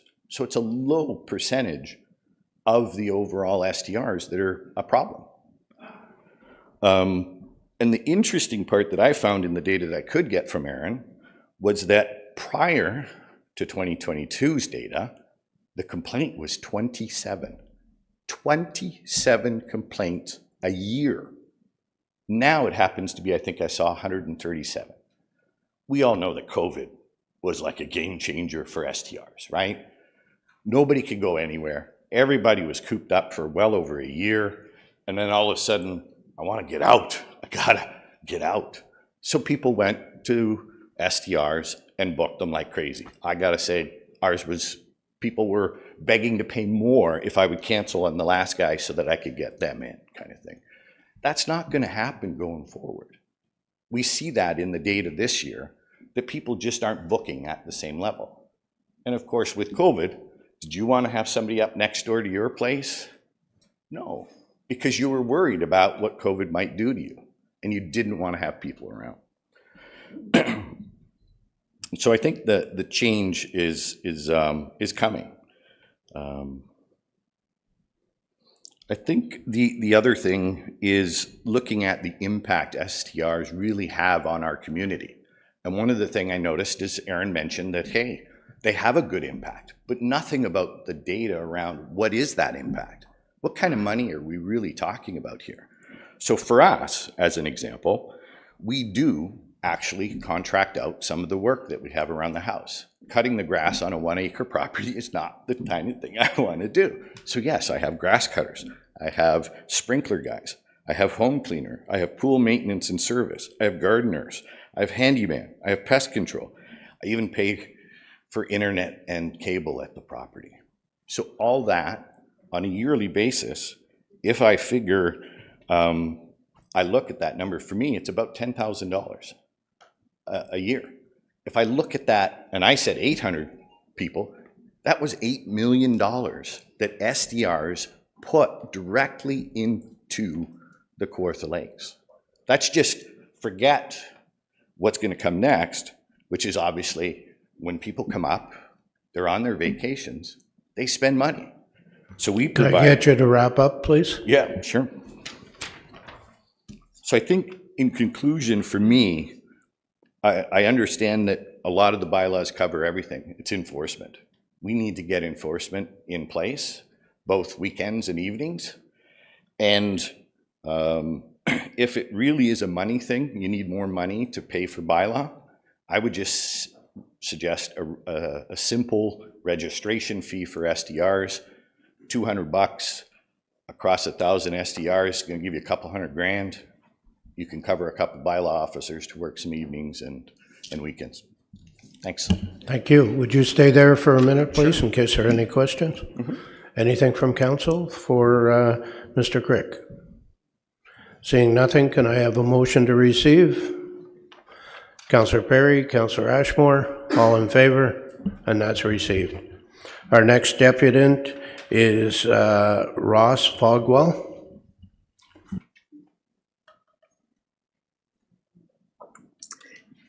Mr. Mayor, council, and staff that are attending today, I thank you for the opportunity to speak. While I recognize the issues have come to light regarding short-term rentals, in recent years, as with many businesses, there are responsible and irresponsible owners. The vast majority, I think, of short-term hosts and those that I have met are respected citizens in our community and follow the proper and obvious guidelines. Perhaps the ideas proposed need to be categorized according to site.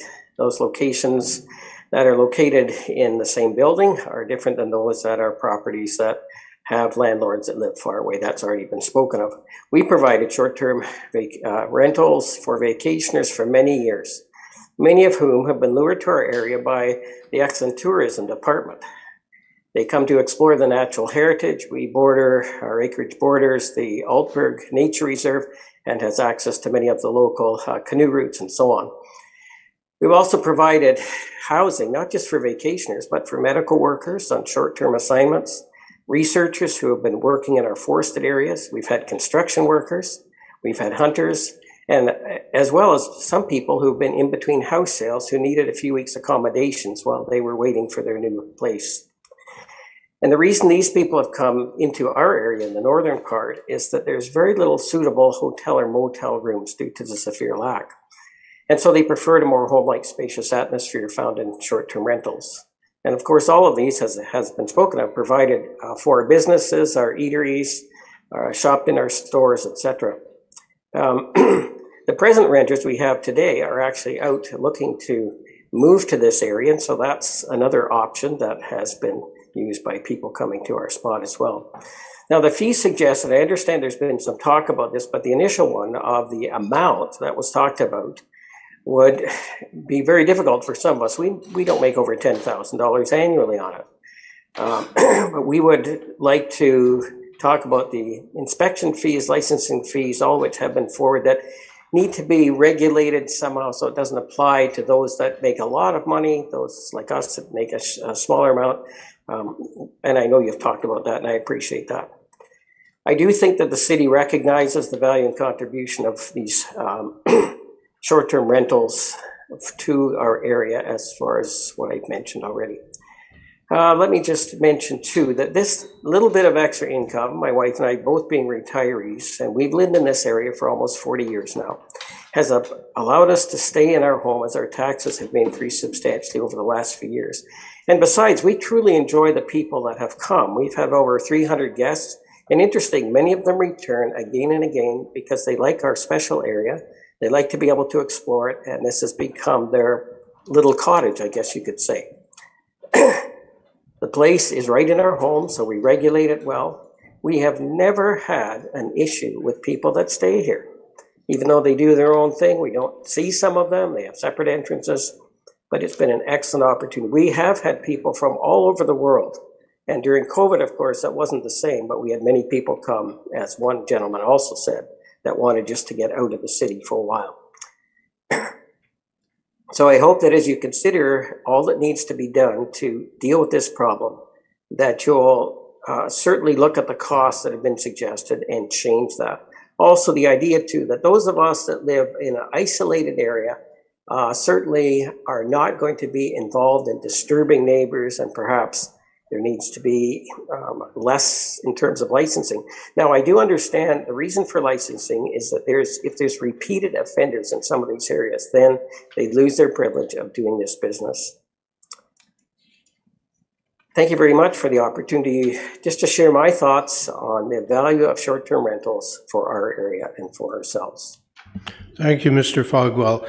Just stay for a minute, please, and we'll see if there are any questions from council. Any questions? Do I have a motion to receive? Councillor Yeo, Deputy Mayor Richardson. All in favor? And that's passed. Thank you very much. Our next presenter is Susan Alden.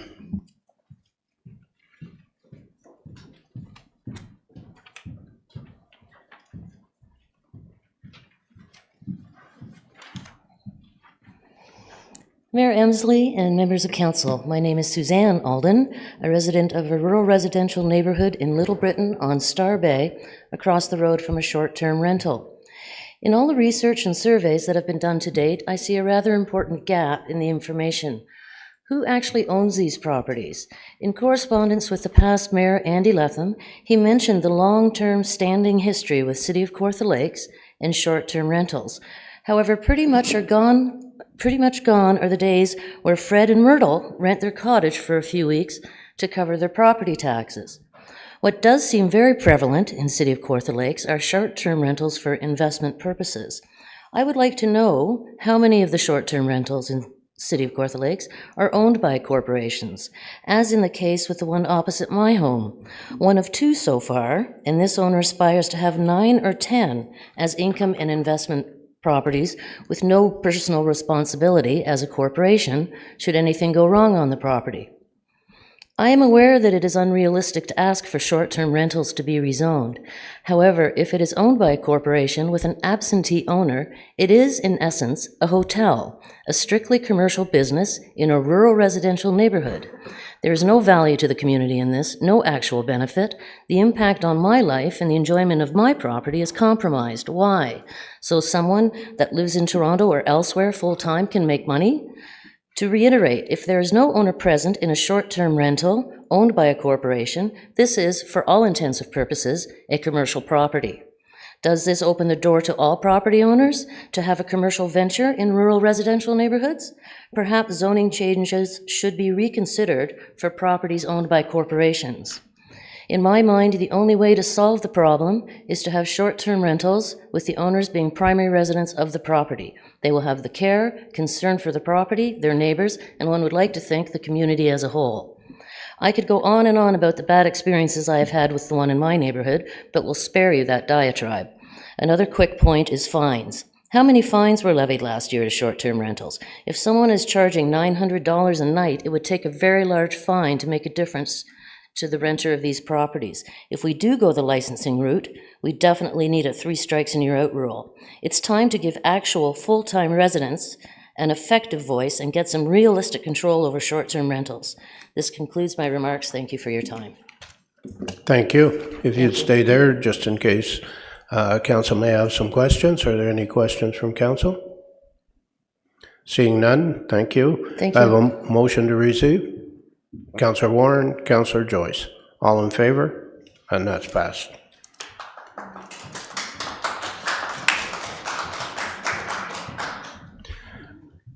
Our next deputant via Zoom is Tharanga Roshan Hagala. Go ahead, please. You have 5 minutes. Thank you, Mr. Mayor and the councillors. I would like to speak about the short-term rental, like whatever we try to prevent try to prevent our people behavior. Like we try to educate the people who coming to our cottage for the rentals about the bylaws, about the fire codes and the noise, and we had some complaints about the trespassing, and we addressed we tried to prevent that one, putting the CCTV cameras, and now that has been stopped, and we try to comply all the bylaw as much as we can. The people coming from the city to this countryside to for their enjoyment, and they bring the money to the countries. The Kawartha Lakes is not considered as the tourist area as the Muskoka. So we try to build up this better business area for as a tourist. So this is our main purpose, and it's bring the money to the city, and it's give the jobs, and we from under us we giving the jobs for the cleaners and firewood makers, and who's locally, and who's making the eggs and the vegetable, and we address, okay, you can go and get from there, and we make the business, like we spread the business, and we giving the support for the local contractors to help our needed. So we bring actually money to the city, and like right now the government put the HST, and plus now we are in a recession, like we are almost in a recession. On this time we had lots of like on time of the year of this time, it's already booked whole summer, but we don't have much bookings on the summer as of the last previous years. So if you put another tax or another thing on top of us, and it will be impact whole this business, and the business will be collapsed. So I'm taking a consideration before you taking a step on this one. Please consider about that one. And like we try to strongly develop the area, and we'll try to compete same as the Muskoka, and so that's why we are trying, and we try to developing and stuff, and we make the value of the areas. So this is what we doing as renters, rental owners, and I would like to address that one, and this is my consideration. Thank you. Thank you. Any questions for the deputant? Seeing none, could I have a motion that the deputation be received? Councillor Perry, Councillor Smeaton, all in favor? And that's passed. Thank you very much. Thank you. Our next deputant is John Tambakos.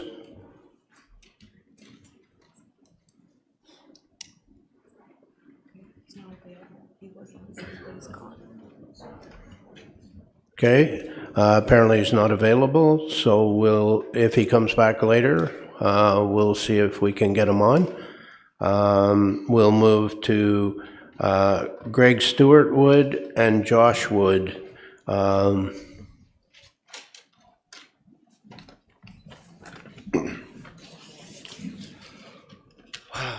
Well, there's been a lot of really good comments around on the side 4, and it's really hard to see, or sad to see, some people are being inconvenienced by their neighbors.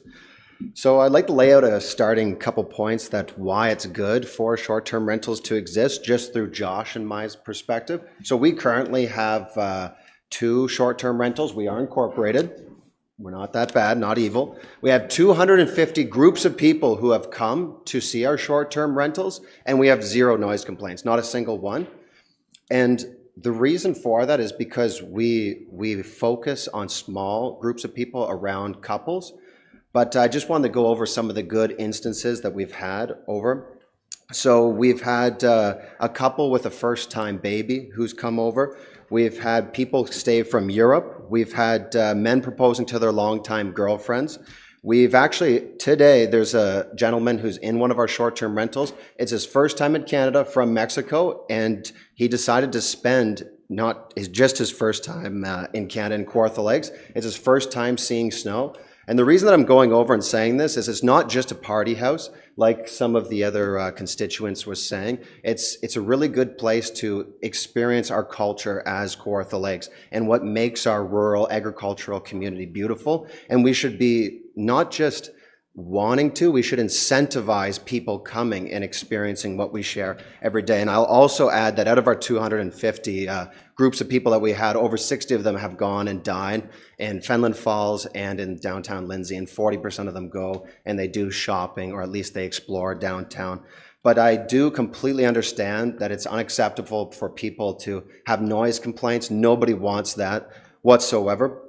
And I would definitely recommend the council to rewrite the noise complaint law and issue fines that can actually be held accountable, and maybe increase them. Like, there's no reason that you can't have a noise complaint fine that if you have 3 strikes in 1 year, just give out a $5,000 fine or $10,000 fine, because you don't want the arrogant short-term rental folks ruin it for everybody else. And I'm going to cut out half of the things I was going to say because they've already been more well put together by you folks.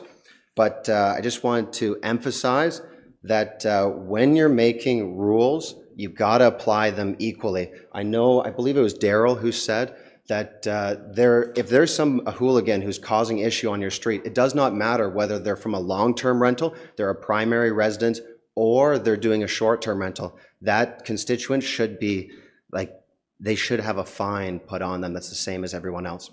And thank you for your consideration. Hello, my name is Josh. I'm a short-term rental host. I'm 25 years old. I poured my savings into beginning a side career hosting a short-term rental. I recently graduated college and moved back to Lindsay as I saw opportunity here to make a living and hopefully start a family.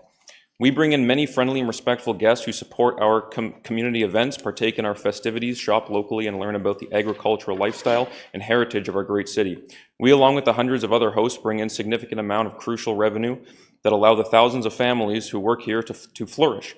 Some businesses are dependent on the seasonal tourists in order for them to operate. I can confirm out of the hundreds of guests that we've had that all of them either eat at Kawartha Lakes restaurants, shop at our grocery stores, or purchase souvenirs, clothes, and other related items. The short-term regulation proposed could jeopardize that or bring on unjustified cost, restrictions, and stress into our lives right when we're already in a time of high inflation and interest rates. We as hosts understand that there are some that neglect their neighbors and bring unwanted strain into their lives. I've been on the other side of this too. Fortunately, my neighbor was like the majority of hosts who resolved the issues that they were having, that we were having with their short-term rental. The majority of us are considerate of our neighbors. We should not have to pay for the ones that aren't. The cap on 2 people per bedroom is not enforced by any non-rental units, yet is for short-term rentals. I spoke to a gentleman who will have to sell his family cottage if this rule is enforced. Why is the cost of licensing $1,000 to $1,500? I saw that it was dropped actually today, but the average of other municipalities licensing is $250 to $500.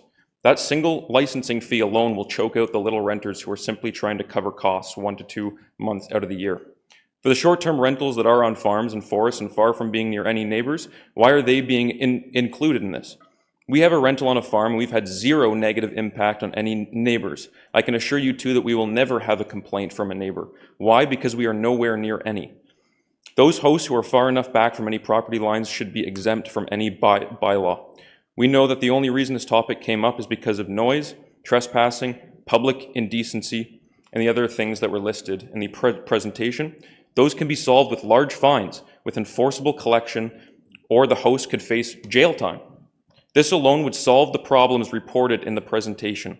Please consider these points as the future of our livelihood will be in your hands. Please do not crush my livelihood when I have done nothing wrong. Thank you. Thank you. Thank you. If you'd stay there in case there are questions. Any questions from council? Councillor Perry. Well, thanks you both for the presentation, and welcome back to Kawartha Lakes, Josh. Thank you. Glad you moved home. Just a really quick question. Are you both from Lindsay? Is that where you're both Born and residing? raised, yep. Right. And, Since I was 5 years old. great. And I where was born at Ross. Yeah. Fantastic.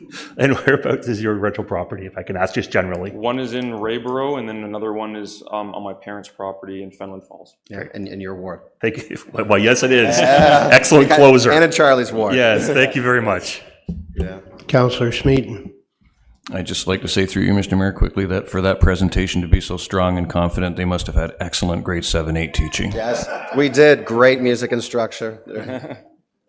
Thank you. Thank you. Thank you very much. Councillor Ashwood. Thank you, Mr. Mayor, and thanks, Josh and Greg, for coming. And I certainly admire your entrepreneurial spirit and what you've done. You've started off from the beginning and you built this business. One of the things that you mentioned the economic impact and the of the people that come into that use the facility and they go into the neighborhood and they will buy obviously staples and things that they need. And then down the road, have you found that some of these people would maybe look at purchasing another place in the area? The other thing is the multicultural component of the people that come here is just amazing. And this is what we should be embracing, including everybody that comes in here. And this is what really is important to really grasp. And my final question is, do you think that the existing rules that we have on the table, we listed them up here, we have a guideline for short-term rentals that perhaps we employ at least 1 or 2 more bylaw enforcement officers to enforce this, the present rules that we have. Do you think that would be the best route to go, in your opinion? Okay, so for the first part of that, for the people who we serve as clients, they're typically from not necessarily a lower socioeconomic status, but they're people who can't afford to go to like the farm or a cottage or things like that. Usually first-time parents and people who are in their mid-20s trying to get away from the city. So we have had comments on more building techniques than actually purchasing properties in Kawartha Lakes, but just to reinforce what you're saying, they definitely do go downtown. And they actually ask for, I just had a guy ask me for maple syrup, and I redirected him to my local farmer, who I won't name, but he's right down the road from me. And the second question for bylaws in specific, I would say that a reinforcement for noise complaint is absolutely essential. I do not think licensing would work because, just as Samantha pointed out, they said they had 90% compliance, but those 10% of people are going to be the ones who are perpetrating all the offenses. The people who are already going out of their way and making noise complaints, they're not going to comply with any other bylaws that are on there. So they should be punished through existing bylaws, which is for noise complaints, for sure. Thank you. And thanks for coming to the open house in Copaconk. We met there, so that was great. Yeah, it was a pleasure. Thank you, Ron. Yeah. Thank you. Thank you very much. Yeah, have a great day, guys. I have a motion to receive that deputation. Thank you. Councillor Joyce, Councillor Perry. All in favor? And that's passed. Our next deputant is Praveen Paranpanathan.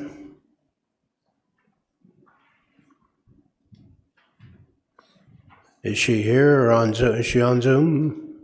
No? Okay, if she shows up later, we'll try and get her on.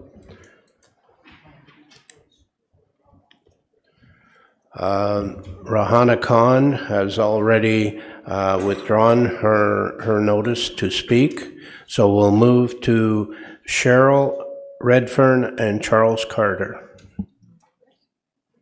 Hello. Somebody else just showed up.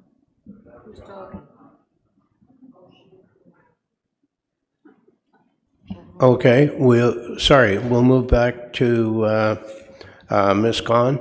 Are you on? Yes, I am. Can you hear me? I can hear you. We can, there you go. You have 5 minutes. Okay, 5 minutes. I am currently a host, and I am asking from all the information I've heard today, very good information, good statistics, but I have more questions than a presentation because the past speakers have addressed all the pros and cons of short-term rentals. One of the questions is, Samantha had some statistics from, it says this year, but I believe it's from last year. And due to COVID, you cannot compare COVID with a normal year. As you and I think some of the speakers have already addressed, this year, a lot of the rental requirements are down dramatically, like 80% is down. The other question I have, the statistics for the complaints. How much are they valid? How much percent is valid? Because I know from experience, a lot of the complaints, they're not valid. Some of the neighbors are being vindictive. And when the officers are wasting the officers' time to come to an address that is, it's fabricated information. So I need to understand the statistics that's been gathered, how much is it valid? The other point I want to address, we're talking about having more offices. You are asking the city to fund, where are they going to get the funding from? It will impact the taxpayers. So these are some of the things, and what I'm asking for is for the council to consider delaying any proposed bylaw or fees to these short-term rental owners.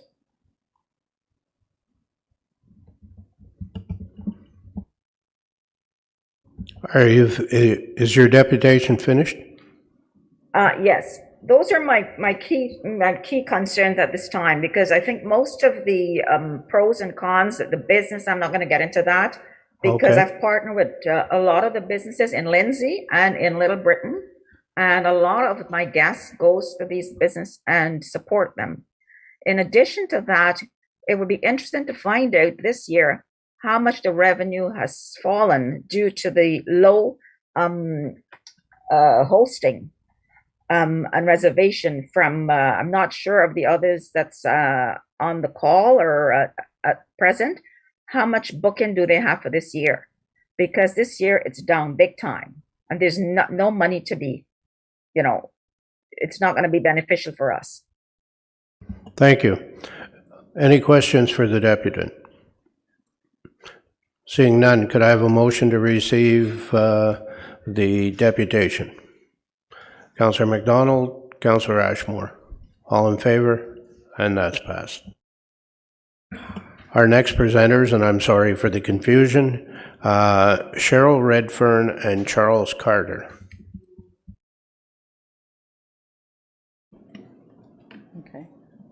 Good morning, Mr. Mayor, members of council. I'm speaking for Charles Carter here. I've heard a lot of really good stuff here today from good, legitimate owners and hosts, and it's great to hear that. Charles would like to be heard, though. Number one point is he has a deeded access road, and why can he not enforce the fact that he gave access per the land title and deeds when these homes were sold to have access for single-family dwellings only, not for commercial purposes? This is in the first person as Charles speaking. On my deeded road, there continues to be illegal parking on the road, to which I have posted no parking and for emergency vehicles only. But the amount of people who continue to filter through the short-term rental vehicles continuously park and obstruct the laneway and road access. The second point, a lot of violations to his property. The operator, he spoke earlier, by the way, has advertised with pictures of Charles's property.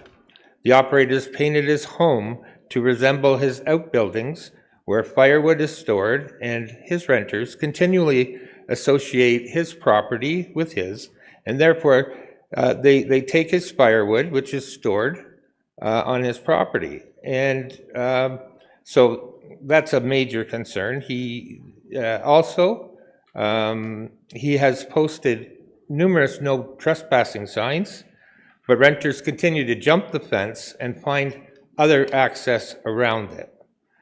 Renters fly drones over his acreage and laugh when Charles asks him to stop. And he's an elderly gentleman he's concerned about these people.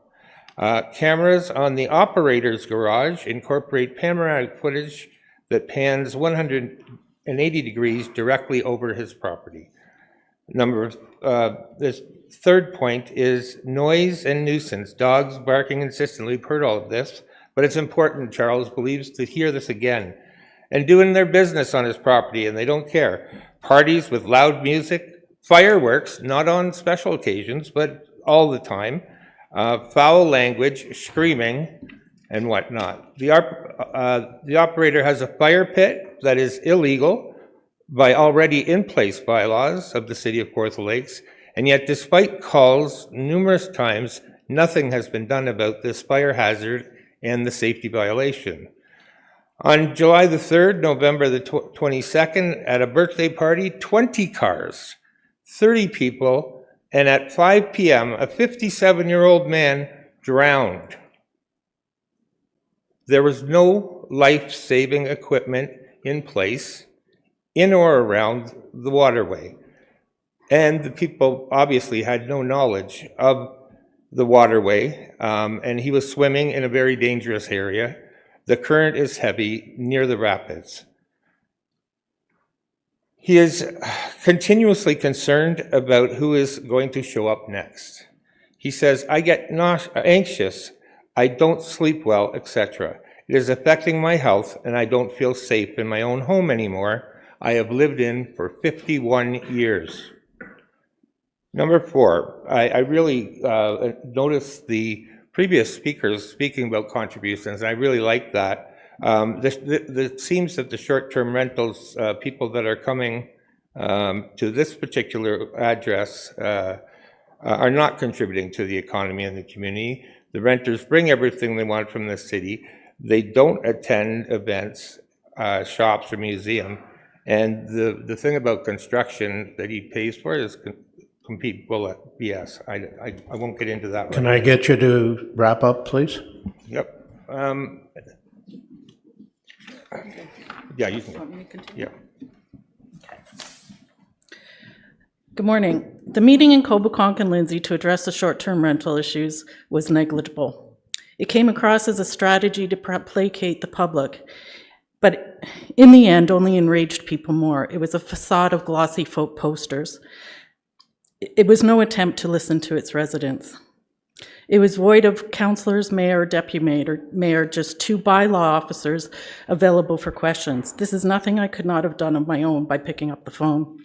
I asked Ethan, the bylaw manager, for reasoning for this, and He said, "We chose this method for safety reasons because it is a contentious issue.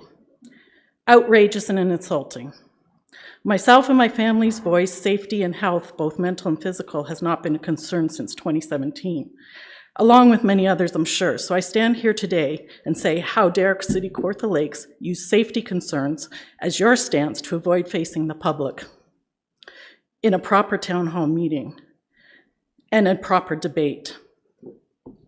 This was an extremely offensive, considering my safety is compromised daily because of the city has sat on its laurels and not dealt with the fiasco of short-term rentals. If you want to endure feeling unsafe, come and live at one of these problematic short-term rentals 1 to 2 years, then talk to me about personal safety. I never know who's lurking next door, be it a psychopathic murderer, as has happened in Airbnbs, or drunks who just can't hold their booze, or what will be the result of anybody's stay. This is a constant fear I live with daily, never knowing if I'm safe or not. I've been insulted, assaulted, violated, because I live under circumstances of constant stress. There are out of control, huge fires in illegal fire pits, wood-burning pizza ovens and roasters being fueled under pine trees that could ignite at any moment. This would wipe out my entire street if one little spark was to catch a wind. There's firecrackers that seem to delight renters that land on my roof because they have whimsical ideas about fireworks.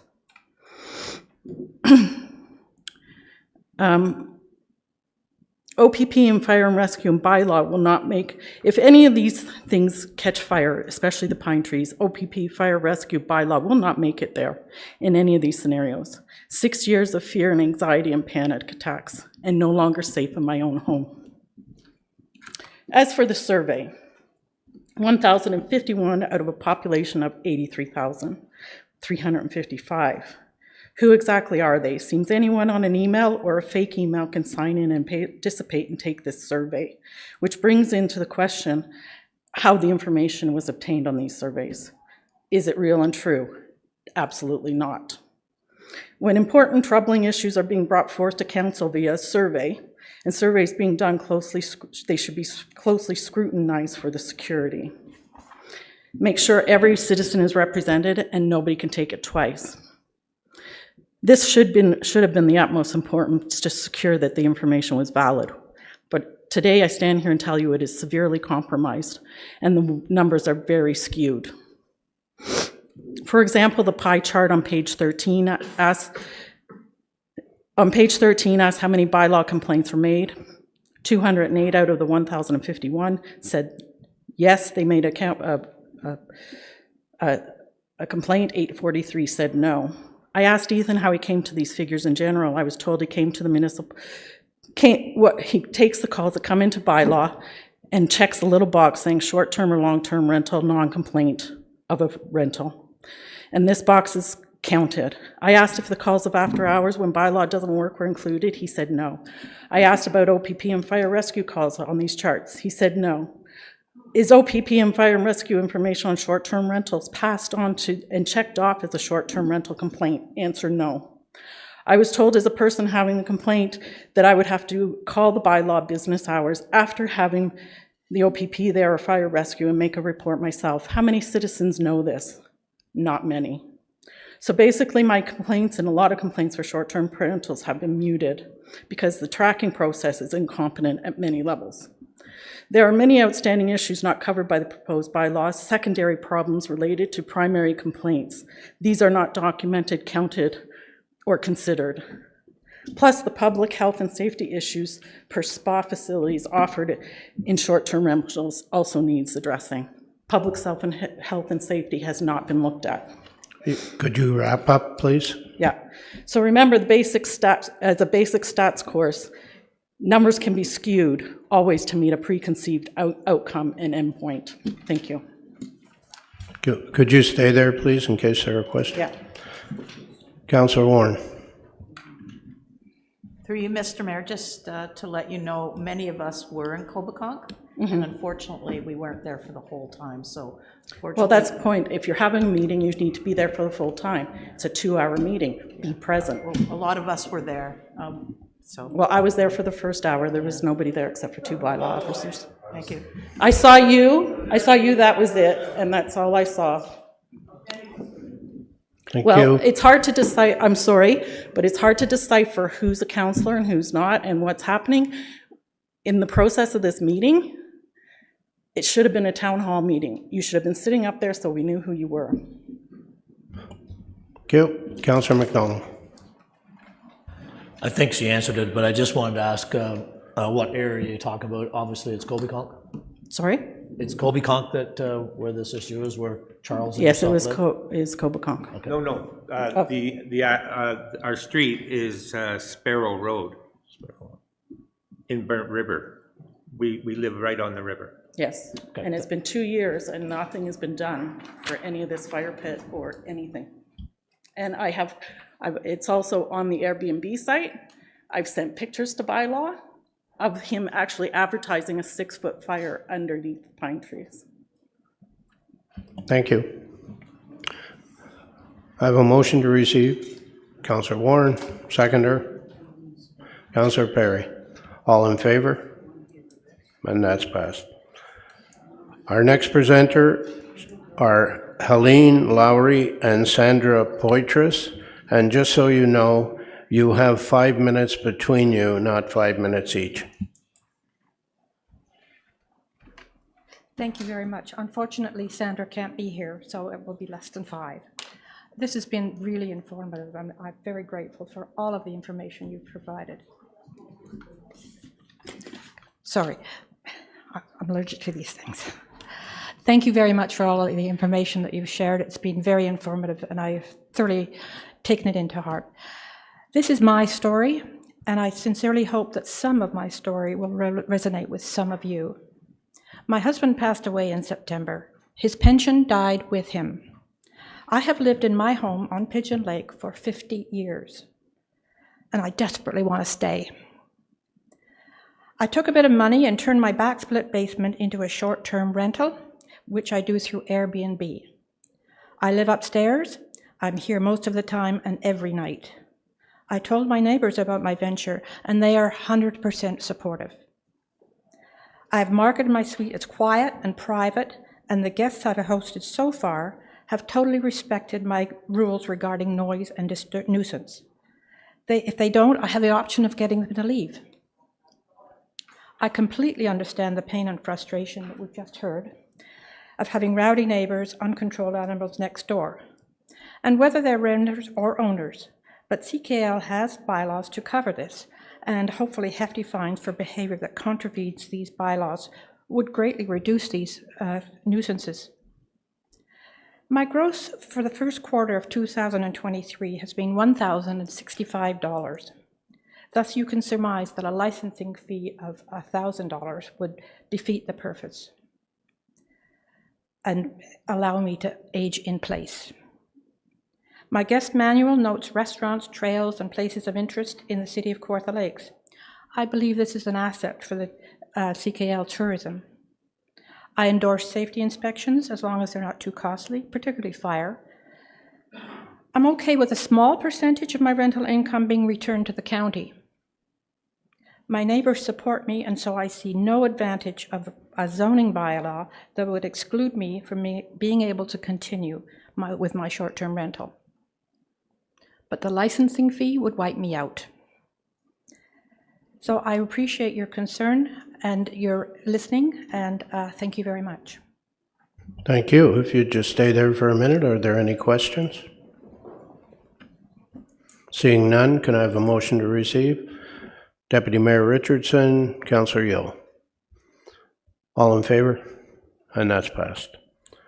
Our next presenter is via Zoom, and it's Anna Turek.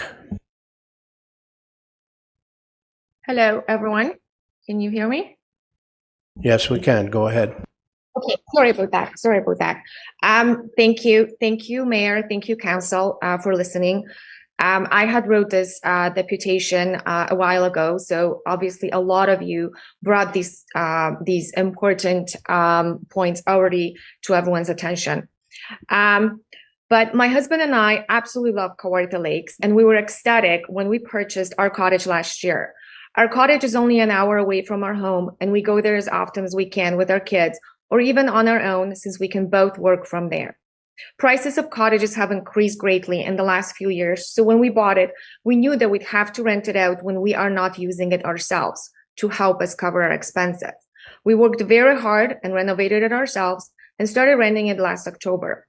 While we can comfortably sleep 12 people, we have capped our number of renters to 8 and only 4 adults maximum to deter any party groups and cater to family rentals only.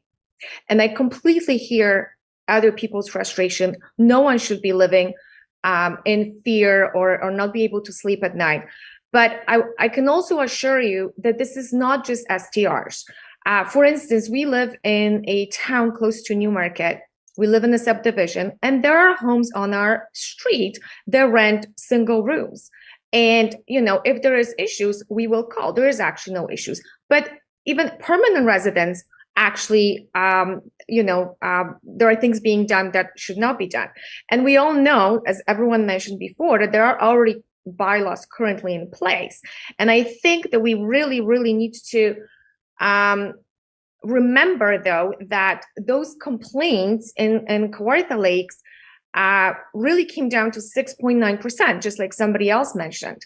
And it just seems that, to me, it just seems that it's such a misconception that it's the STRs that are causing majority of them.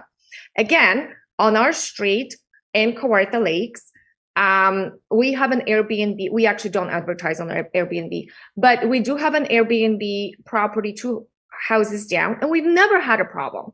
And it's actually lovely to hear the kids playing in water, and it's amazing. But believe it or not, every time that I'm there, there's loose dogs on our property from permanent residents. So again, I think we just need to concentrate on hiring more bylaw officers and to absolutely just increase the fines, perhaps, to the people that are constantly breaking the rules. And I think $1,500 is way too high. I think it should be in line with other. $1,500 was originally. I noticed that it's being brought down to $1,300 today. But most townships have it around 200 to 300, and they don't even have as many STRs as Kawartha Lakes. So I think something more in line with that, I think it would provide enough revenue to hire extra bylaw officers to deal with all these complaints. Another thing is the proposed annual inspections, such as septic, wet, HVAC. So I guess my question, as one of you councillors brought it up, will all residential properties be subjected to these inspections? If there was an issue with any of these systems, we, the owners, would be the first to hear about it, and we'd be rushing to fix them to avoid canceling any further rentals. Also, it's not fair to be singling out STRs. For instance, we have another rental property that is being rented out by the same family for the last 6 years. And, we don't have to follow any of these inspections. So I would think that everyone's life is valued the same. 2 people per bedroom cap.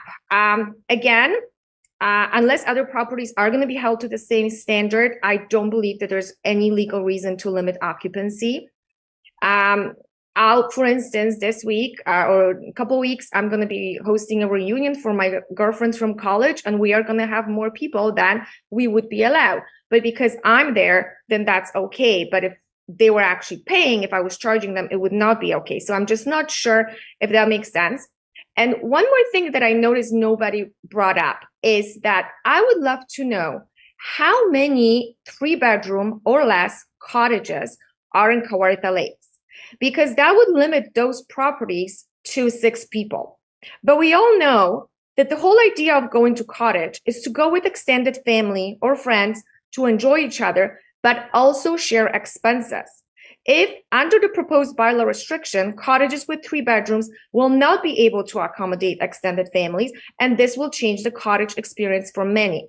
The cost of renting a cottage may actually become too expensive for a single family.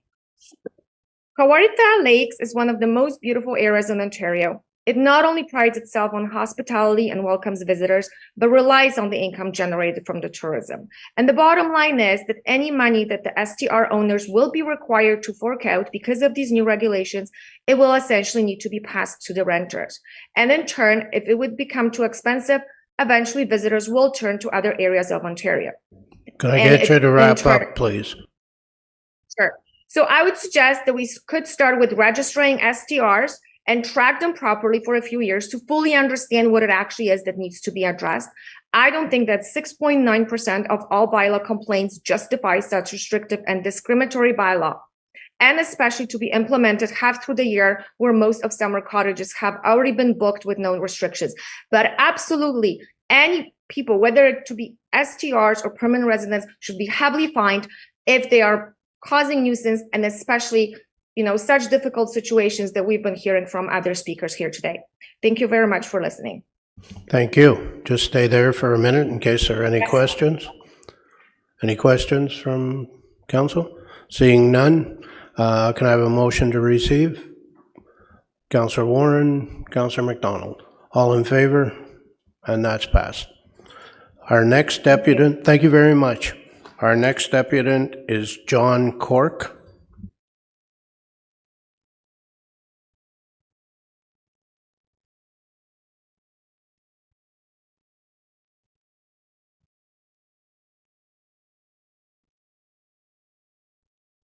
Oh, that one there. Got it. Thank you. Mr. Mayor, councillors, thank you for the opportunity to give this deputation today. The short-term rental problem we're experiencing has severely affected our quality of life, and my neighbors and I fervently hope that the council will enact an effective bylaw and then actively enforce it to allow residents of Kawartha Lakes to enjoy their homes as anyone would expect. I'm not fundamentally opposed to a property owner renting out their residence or an additional house on their property to help pay taxes or mortgage or anything like that. But the current situation where an absent corporate owner buys up residential properties to rent them out to people who simply don't care, nor bring any benefit to the community, is unacceptable and can't be permitted. I submitted an email with 12 suggested improvements to the draft bylaw, but I'll just mention a few. I'm not a lawyer. It seems the draft bylaw definition of a short-term rental accommodation is contrary to the bylaws for residential zoned properties. The properties used as short-term rentals on my street are owned and operated by corporations and rented out 12 months a year. There's no residential use of the properties whatsoever. There are 100% businesses, no different from a hotel, and in fact, they fit the definition of a hotel in the bylaw. Eldon zoning bylaws, which is where I live, permits a single detached dwelling or vacation dwelling on my street. That's all. No commercial use is permitted.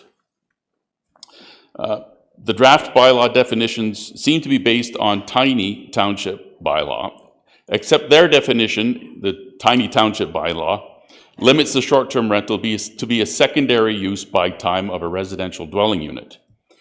Kawartha Lakes draft definition leaves that requirement out.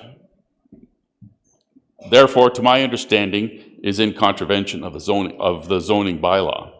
I think a rethink of the definition is required. It's good to hear about Granicus monitoring, but it's clear the responsibility for monitoring short-term rentals will lie with the neighbors. I don't think this is a fair expectation of people who are simply trying to enjoy their property. But for this to work, neighbors need to have a way, perhaps a website, to know exactly what limitations are proposed or imposed on the short-term rental properties, and there must be a clearly defined, recognized single reporting point for neighbors to use that will inform all the necessary agencies, activate the appropriate response, and also document each incident for council and all the other interested agencies. The current requirement to make 3 separate phone calls and send an email is not reasonable and has resulted in the current ineffectual enforcement and significant underestimation of the quantity of short-term rental issues reported.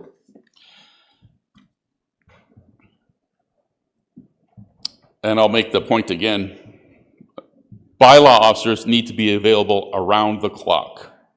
Most short-term rentals problems occur on evenings and weekends, and bylaw needs to be available to attend. We've heard a lot of concerns about licensing fees. In the published results of the online survey, there was an overwhelming demand for the short-term rental program to be supported only by fees paid by the owner-operator. I would suggest it's fair to have the renter support the program, by municipal accommodation tax, as has been levied in other Ontario municipalities.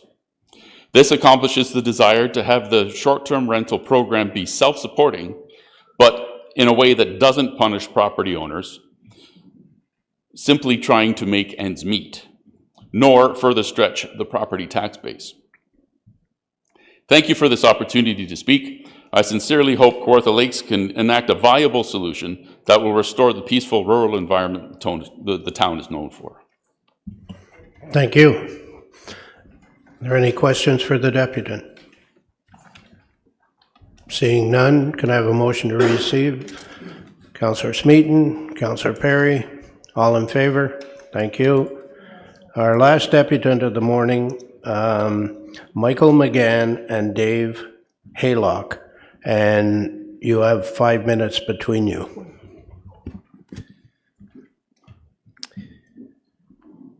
Good afternoon. I had good morning, but thank you for enduring the meeting today. Good afternoon, Mayor Elmsley and Kawartha Lake councillors. Thank you for taking the time to listen to our concerns this morning. My name is Michael McGann. My wife, Jacqueline McGann, is here with me. We have 2 boys that are 7 and 9 years old. With me today is Dave Haylock, who lives 2 cottages down from ours. Dave is our property manager and our responsible person for our cottage. Our family dream has always been to own a cottage. Over the past 10 years, we've been renting cottages every summer where we gather with my brother and sister and their kids, as well as grandparents, and spend a week together enjoying the cottage life. We always find a large cottage that can sleep 8 to 12 people, so we can all share the cost of the cottage, which makes it much more affordable for our families. Our cottage dream came true in September of last year when we purchased a cottage in Fenelon Falls along the Burnt River. With the price of cottages these days, we knew we couldn't afford a cottage without a significant amount of annual rental income to help cover mortgage payments and expenses. And I will note, I did have a presentation prepared today. I wasn't aware that that wasn't allowed, so I think the clerk may have distributed some slides with some pictures of our cottage and some figures along with that. Yes, they have been. Thank you. In order to maximize our rental income, we decided to purchase a large 3-bedroom, 2-bathroom cottage that's over 2,000 square feet that could comfortably sleep 3 families or 13 people. Having a capacity of 13 people is critical for us to achieve our required rental income, as our nightly rate can be higher since the cost is being split amongst 2 or 3 families. Our goal with a cottage is to rent to families the way we used to do, so that families can experience all that Fenelon Falls and Kawartha Lakes has to offer. We acknowledge that with larger groups of people, there may be more likelihood of noise issues or complaints, but we are diligent and responsible hosts. Our property manager, Dave, greets all of our guests upon arrival and goes over the ground rules with them. No noise after 10 p.m. outside, etc. Our neighbors know that we're operating a short-term rental property, and we have positive relationships with all of them. They have my phone number and they have Dave's phone number. If there's ever a complaint, and we've only had 1 or 2 complaints, then they call Dave. They call us. They don't call bylaw. They don't call the OPP. And Dave responds within minutes and enforces the rules. The blanket short-term rental bylaw is catered to absentee short-term rental hosts, like the ones on Sparrow Road. And it is not fair to diligent hosts like us. As Mr. Wood said, the 10% of the non-compliant people are going to continue to be non-compliant. It's enforcement that needs to be improved. We need the weekend enforcements. We need higher fines. We can't allow what's happening on Sparrow Road to happen. They need to be fined. They need to be dealt with. It's not fair to them. So, pardon me. We completely agree that a licensing system is needed for short-term rentals, and we're more than willing to participate. However, we have 2 main concerns that I wanted to discussed today. The first is regarding the maximum occupancy of 2 persons per bedroom. As someone mentioned, cottages are not like typical residential houses that sleep 2 people per bedroom. They're made for people to host visitors, for families and friends to get together. Almost every cottage has a bunk bedroom, pull-out couches, futons for extra accommodations. In our case, we have a bunk room that has a double bed on the bottom and a single on top. 3 people can easily sleep in that bedroom, but according to the new bylaw, only 2 people would be allowed. We also have a huge basement bedroom that has 2 queen-size beds that's set up like a hotel room. There's an ensuite bathroom. It can comfortably sleep at least 4 people. It's perfect for an entire family to share for a week while spending time at the cottage. And we also have pull-out couches and a futon. Because we can sleep 3 families, we're able to charge a higher nightly rate since the cost is being split 3 ways. As per the new bylaw, we would need to restrict our occupancy to 6 people. To restrict a 2,000 square foot cottage to 6 people just doesn't make sense. It would destroy our rental revenue, and we would need to cut our prices in half because we could no longer rent to multiple families. If this requirement is approved, we would have to sell our cottage. We just bought this cottage in September, and if this bylaw is passed as it is, we would have to sell. The second main concern is the amount of the licensing fees and the requirement for inspections. I had a slide prepared that summarized the costs. I mean, we've got the $1,200 licensing fee, but there's also the costs of all the inspections themselves. In general, it's not fair to short-term rental property owners. The inspections are unnecessary and have nothing to do with solving the bylaw complaints issues that Kawartha Lakes is dealing with. If these inspections are required for short-term rentals, then they should be required for every property in Kawartha Lakes, not just long-term rentals, but everyone's. Can I get you to wrap up, please? Yes. The cost of the licensing fee and initial inspections for our property would be $2,500. And every year thereafter, we need to pay a minimum of $1,700 for the ongoing inspections and licensing fee, plus $800 for electrical and wet every other 5 years. So in conclusion, I want to thank you again for taking the time to listen to our concerns. The proposed bylaw as written is not fair to short-term rental owners due to the reasons mentioned previously. These new bylaws rules are unnecessary and will not reduce the number of bylaw complaints received. The following is my recommendation. Licensing fee for all short-term rentals. Cover the cost of administration, more bylaw officers, later hours. Better enforcement. Licensing fees could be used to, I just mentioned that. Punish the offenders. This is the big one. We need to punish the offenders, the 10%, the 2%, whatever it might be. We need to introduce higher fines. We've got 138 short-term rental complaints from only 53 properties. That means there are many repeat offenders. And 53 properties out of 1,000 short-term rentals is 5%. I'm going to have to cut you off. Okay. I also sent an email to all of you yesterday or on Sunday. I had some recommendations. The town of Gravenhurst has just implemented a bylaw on January 1st. I would recommend that that one is reviewed. It has all of these stipulations. It doesn't include the maximum 2-person per bedroom or the annual inspections. Responsible person is key. And the last item, adding a renter code of conduct, I think will help. Making the renters accountable for their actions when they're at the cottage or renting a place. Thank you. Thank you. Councillor Joyce, you have a question? Yes, thank you for your presentation. If the bylaw was changed to maximum 2 people per bedroom that were adults, in other words, anybody under the age of 18 could sleep on a mattress, a tent, whatever, it's regulated to adults only, how would that impact you? It would still have an effect on us.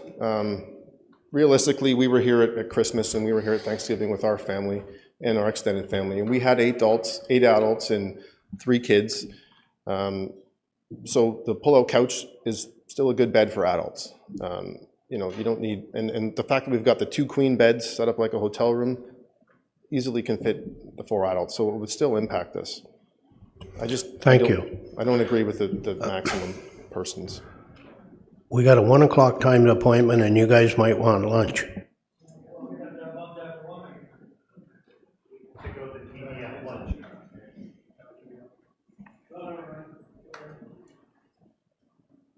I have a motion to receive.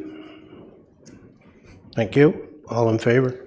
Oh, I need a mover and seconder, Councillor Perry and Deputy Mayor Richardson.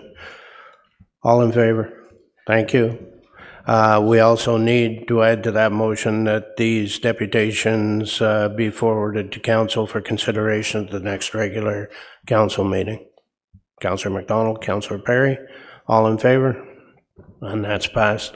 We'll take 9 minutes because we had a time deputation at 1 o'clock. And we'll take a break after those 2 time deputations, and there's something to eat for you in the purchasing boardroom.